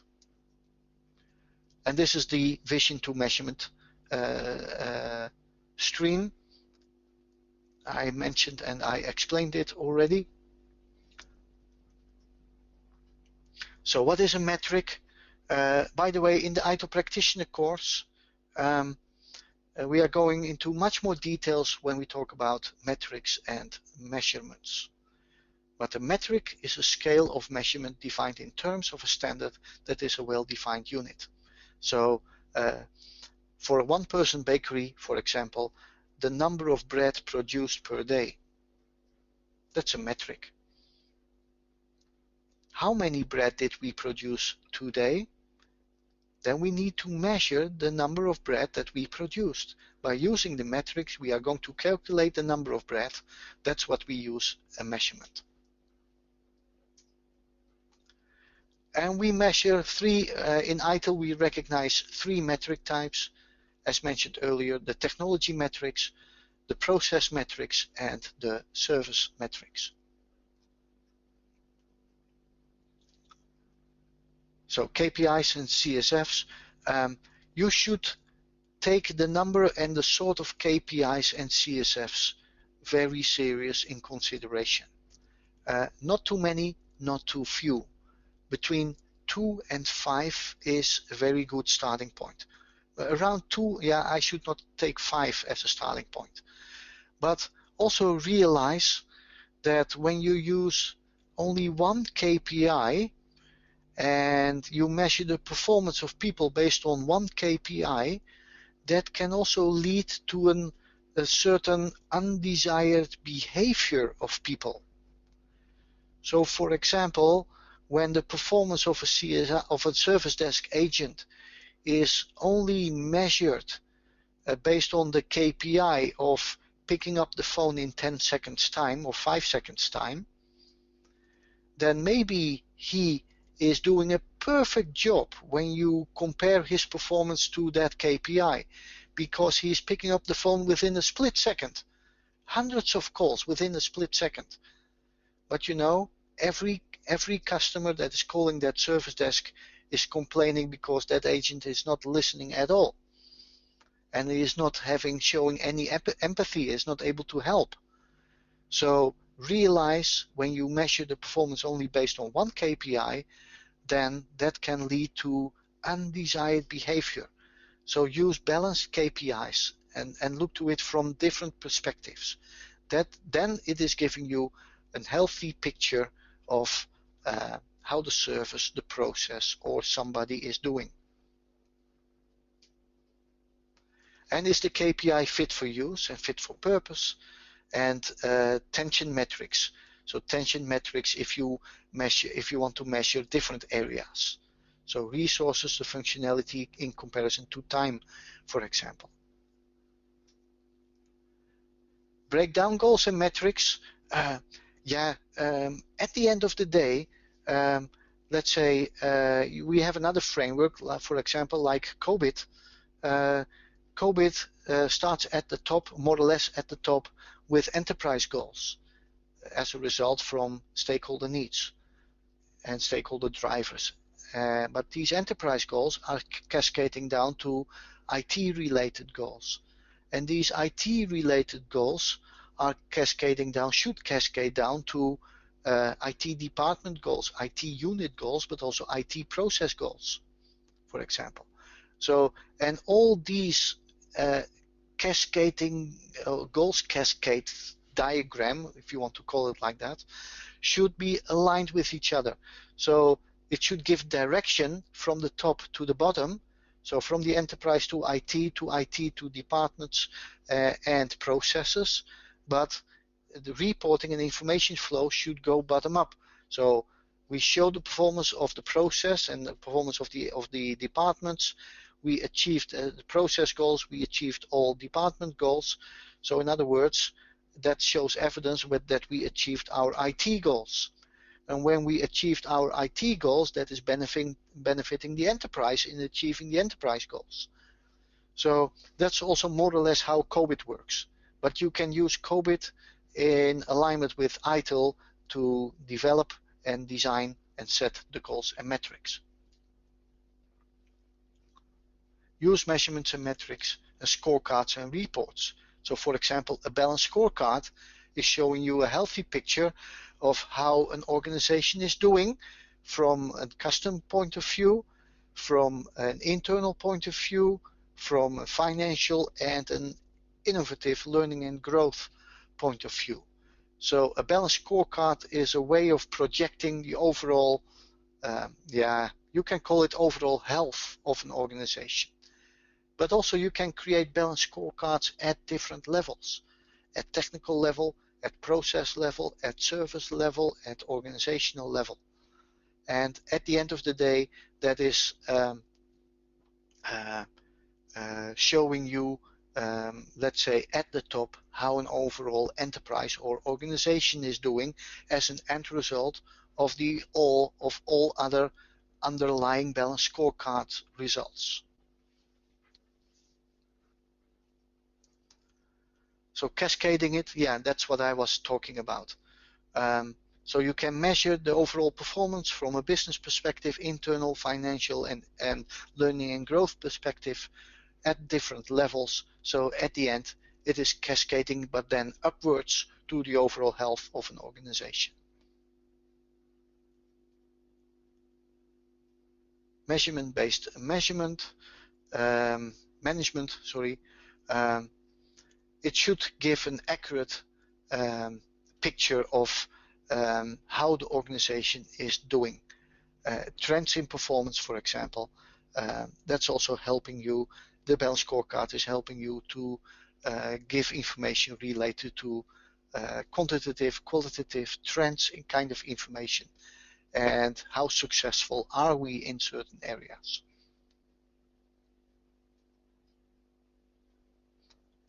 SWOT, strengths, weaknesses, opportunities, and threats. Another key term in CSI which is important, often used in the where are we now phase of the CSI approach, doing an assessment of the current state. As an end result, we create a SWOT, but you can also use it in between. And actually, SWOT, strengths, weaknesses, opportunities, and threat. Let's say the strength and the weakness area in the SWOT diagram is more focused to the internal organization. How strong are we? How weak are what are our current weaknesses? And actually the strength and the weaknesses are talking about the current state of the organization. So that is the situation right now. When we look to the other two areas, the opportunities and the threats, that is more focused towards the future. So what are the opportunities for us? What are the threats in the future? And it's not internal, but most of the time external to the organization.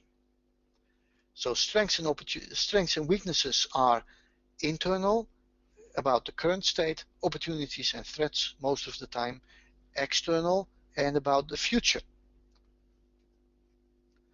Yeah, why are we doing a SWOT analysis? To evaluate opportunities, to evaluate threats, weaknesses, and strength. And this is an example of a SWOT analysis for CSI with some detailed strengths, opportunities, weaknesses, and threats in it. Return on investment is an important aspect. I'm going quicker through the slides to prevent that we are running too much out of time. Return on investment, how much money do we need to invest, and what is the period that we earn it, that we have a return from it, that we earn it back. So the combination of the amount of money and the time period gives you information about the return on investment. Important to convince top management to do an investment in this improvement initiative. And this is also an important part to put in your business case. Here it is, the business case. So that's a document, most of the time a document. Doesn't have to be thick, can be 1 or 2 pages, but that explains the financial and non-financial justification for the, we talk about CSI, improvement initiative. But you normally write down what the initiative is about, so a general description, what the benefits are, what the disbenefits are, what the risks are, high-level planning, etc. So there is no fixed and mandatory structure of a business case, but that are the generic items that you normally put into a business case. And don't pin me on one specific item that I forgot. I'm sure that I forgot one important element in the business case, but that are the main topics. Reporting, that's an important topic too in CSI. You know, why are we going to create reports? Because in reports we want to see how have we done. And so it is representing how we did, what was our performance, and based on let's say a trend that you recognize from a report, you can use that as input to improve and to be prepared for the future. But you should take into consideration who is my target audience for the report. What kind of information is that stakeholder looking for? I showed already a diagram with the executive management, top management, and middle management, whatever. So every layer in the organization, they are looking for other kind of information. So first of all, you should take into consideration for what type of audience am I going to create this report? What kind of information is necessary to present to that type of audience? So anything else, you can leave it out. Everything else, you can leave it out, and don't present very detailed reports to top management in the beginning. So if they don't ask for it, then it's not really required. So adjust your level of details to your type of audience you're going to send that report to.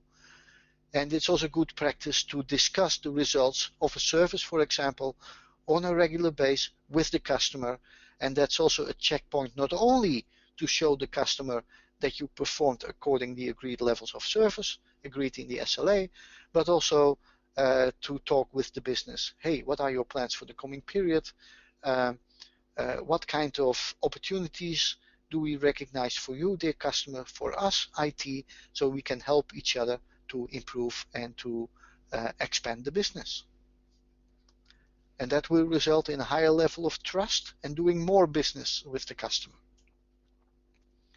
So here's some generic policies and rules for reporting. Target audience, agreement on what to measure and report, basis of all calculations, and you should use the real source of correct data. That's also an important aspect. Make sure that you use the correct source and the correct data.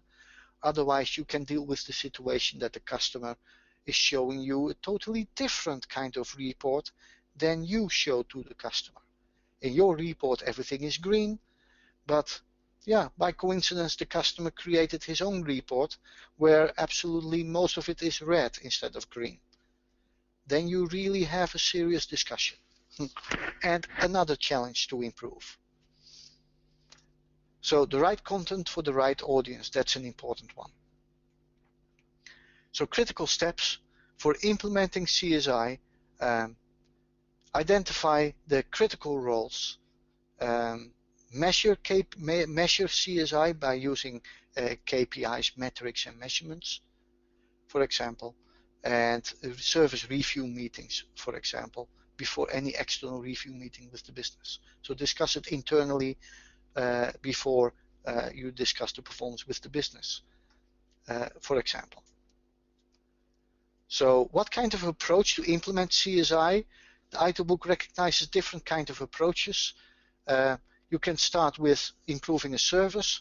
You can start improving, let's say, a specific lifecycle stage or a functional group approach. So actually, it's not a matter of making a decision, are we choosing for option A, B, or C? You can also choose, let's say, a mix of these three, for example, or whatever is necessary. But here there are some aspects when you take a service approach for implementing CSI, or the functional group approach when you have a lot of technical problems, or a whole organizational change. So organizational change is you are going to change the way people are used to work. And then you are going to deal with a lot of other kind of challenges. It's not only a matter of implementing a new tool and then it works. No, you have a vision and a mission and an objective to achieve, and you want to accomplish that target, these objectives, and make sure that you're going to be successful. So what you want is that people are going to cooperate and think with you how to reach these new targets. But yeah, that's not how it works in a normal organization. So you should pay attention, serious attention on these areas: motivation, communication, involvement, empowerment, and resistance to change, for which we are going to use also the 8 steps of Kotter, which is also shown here and discussed earlier. Create a sense of urgency, forming a guiding coalition, creating a vision, communicate the vision, empowers others to act, planning for and create quick wins, consolidate improvements and produce more change, and institutionalize the change. Actually, again, when I was responsible for that process of changing an organization, I followed these 8 steps. But actually at that time I wasn't aware that it was called the 8 steps of Kotter. But actually when I look back to it, I exactly followed these 8 steps. Okay, it took a lot of energy, it takes time, but it's a very logical and very strong approach. And I know that these 8 steps are out there for already many years. I think it was designed already in the 60s, the late 60s. Can you imagine? But it still is a very valuable approach for managing changes in an organization. Here are some more details about each of these 8 steps, but I went through it already earlier in detail, so I'm going to form a guiding, create a sense of urgency. Why do we need to change? Guiding coalition, a team of fans of the new ideas, to make sure that the people who are against it are getting into the minority, and the new ideas are getting into the majority. That's the purpose of this step. Together create a vision. Why and where do we want to be, and how do we get there? So the journey to make, that is going to be our journey, not yours, pushed down the throat of the people. No, stay out of your ivory tower and create this vision together with the key stakeholder will result in a much higher accepted result. And communicate that vision.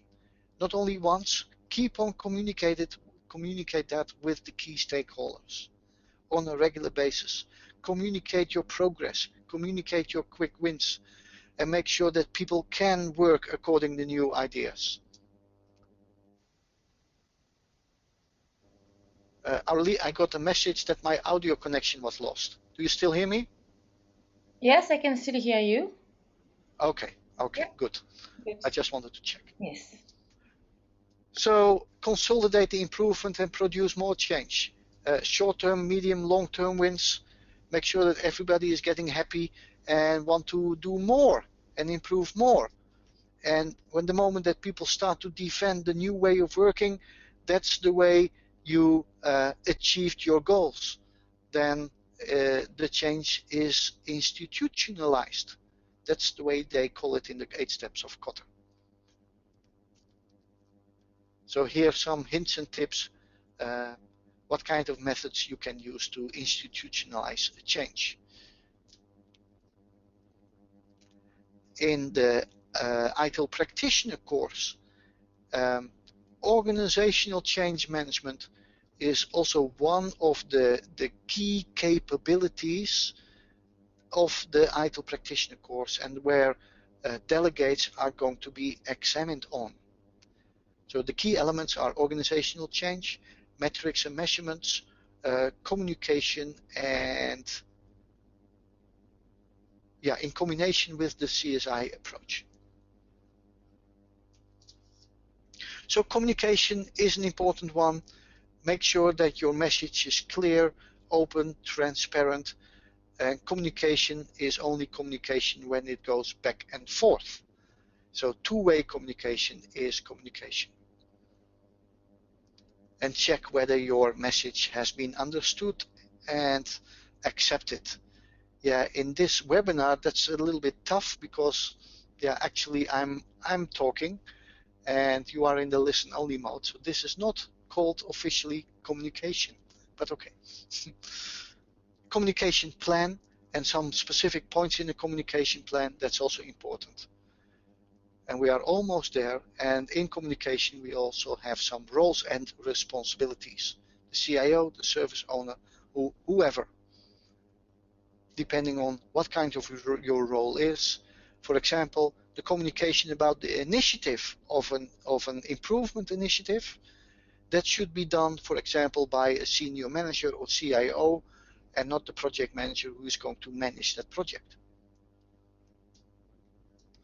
So communication should be done at the different levels, at strategic, tactical, and operational level.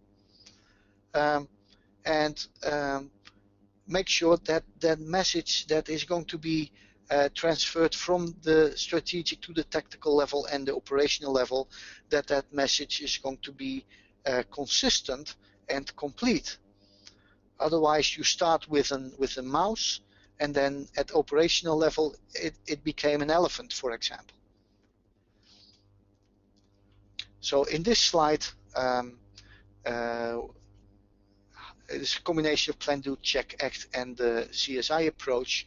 At the different stages, you have other roles involved. As an example, so where do we want to be, for example, communicate with and to the executive sponsors, senior manager, CSI manager, for example. But you can look it up in the reference publication and in the materials of the course. Then we reached the end of this presentation.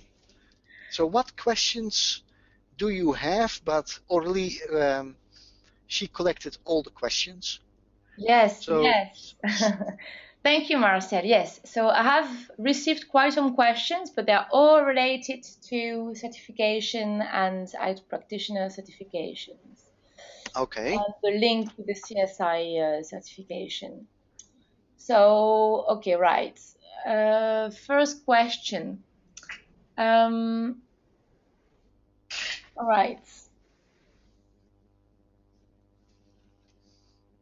Does ITIL expert also needs ITIL practitioner certificate if we want to become a ITIL practitioner instructor? No, you don't have to be an ITIL expert, but you do need a number of credits in the ITIL qualification scheme. But honestly speaking, I forgot the exact amount of credits that you need to collect. Yes, and I believe all the requirements are in the latest AXELOS Q&A, so yes, information can be found there. It's on their website, and we've also recently communicated an email with a link to the Q&A. Yes. So you must have to become eligible as an ITIL practitioner trainer. Of course, the foundation certificate, plus a number of intermediate level certificates. I forgot the exact amount of credits, plus the practitioner, plus you have 1 year time to get your CSI certificate. Okay. So maybe you are already an ITIL expert as a result from the bridge exam. There was a bridge exam in the past, or you are an ITIL expert via the capability route. Then you still have to take the CSI Lifecycle Intermediate exam. Okay. And another question, do participants to practitioner course also need the CSI certification? No. No. Only the foundation is the prerequisite. Only the foundation, yes. But it is possible that delegates who already took a number of life cycle or capability courses, they also can take the ITIL Practitioner course. I must honestly say it's not a downgraded level course. It provides additional knowledge and experience. Yeah. And I think that's pretty much it. Oh yeah, and I have another question, but I'm not sure if you know, Marcel. I have completed CSI life cycle exam in 2009. This certification still stand good for practitioner requirements. I did. So when was the CSI exam taken? Taken in 2009. Oh, the ISO standard 227. No, it was the exam CSI was taken in 2009. I guess it's just a question of time. I think it's good. Does this certification still stand good for practitioner requirements? I don't think there's a time. So what? I'm not. It's not clear for me what you mean by it was taken some years ago. No, yeah. So which question is that? Because I don't see it in the question list. It's the last question. The last question, okay. Oh, if it was taken in 2009, they may require an update. No. Oh, that's no. That's an answer. So the question was 1, 2, 3, 4. Okay, so let's say from ITIL version 3 was launched in 2007. So I think they launched the intermediate levels exam beginning of 2008. When you have taken the CSI exam beginning of 2008, it's still valid. Also to be eligible to act as a trainer for the ITIL Practitioner course. Okay. Okay. So no difference when you look to the validity of your certificate when you have taken it based on ITIL version 3 or ITIL 2011. Okay. Okay. I think we don't have more questions. I'm just going to take back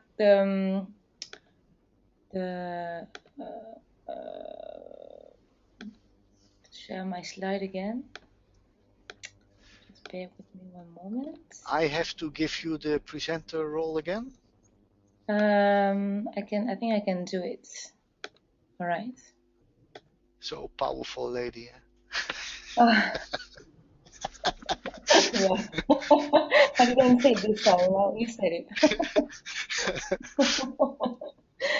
Okay, just before we go, so yeah, AXELOS is still working on the syllabus and exam, but here at ITpreneurs we are working to develop the courseware, and Marcel is part of the development team, and the courseware will be available early next year when the certification is launched. And I believe AXELOS has announced the launch of the certification in February next year. And we have put live the pre-release of the fact sheet, so you will find all the details and the description of the course. So as Marcel just explained to you before, it's a very interactive course and very little slides and lots of case studies, so very interactive and fun to teach. And but that will be more explained on the 17th of December next week. We will have a webinar with Simon Jomor, Marcel, and Ellen, our innovation manager here. So these three people are part of the development and design team of this courseware, and they will showcase to you some previews of the courseware in as a pre-release. So you will be able to see part of the courseware, the instructor package, so it gives you a taste on how it's going to look like. So which is advertised here as well, and we will also be organizing some trainer sessions, webinars in January, and you can already sign up on the website. So we will have 2 sessions on the 14th of January and 2 sessions on the 21st of January, and the dates are already on the website. And then if you know anyone who want to also be part of this CSI masterclass, we will have another session on Monday afternoon, no, Monday morning, sorry, CET time. So that would be afternoon for Asia Pacific. All right. So with that, we are running a bit over time, but I think it was very interesting to have this this overview. Oh yeah, and also for the courseware, just quickly, we have announced the price of the courseware, and here is the link to access the landing page where you can find the price for your country, and you will have access to the slides after the webinar, so beginning of next week. So you can access it. All right. With that, here are our contact details. So feel free to contact us for any additional questions that couldn't be answered today, or if you have more questions that come to your mind later today. So thank you very much, Marcel. It was great. My pleasure. Have you present the CSI module for 2 hours? And yeah, sorry that it took a little bit more time. yeah, but it's okay. I hope for the people who managed to stay here. All right. So I'm going to wish you all a very nice rest of the day, and I hope to speak to you soon. All right. Thank you very much, and bye. Thank you. Bye bye.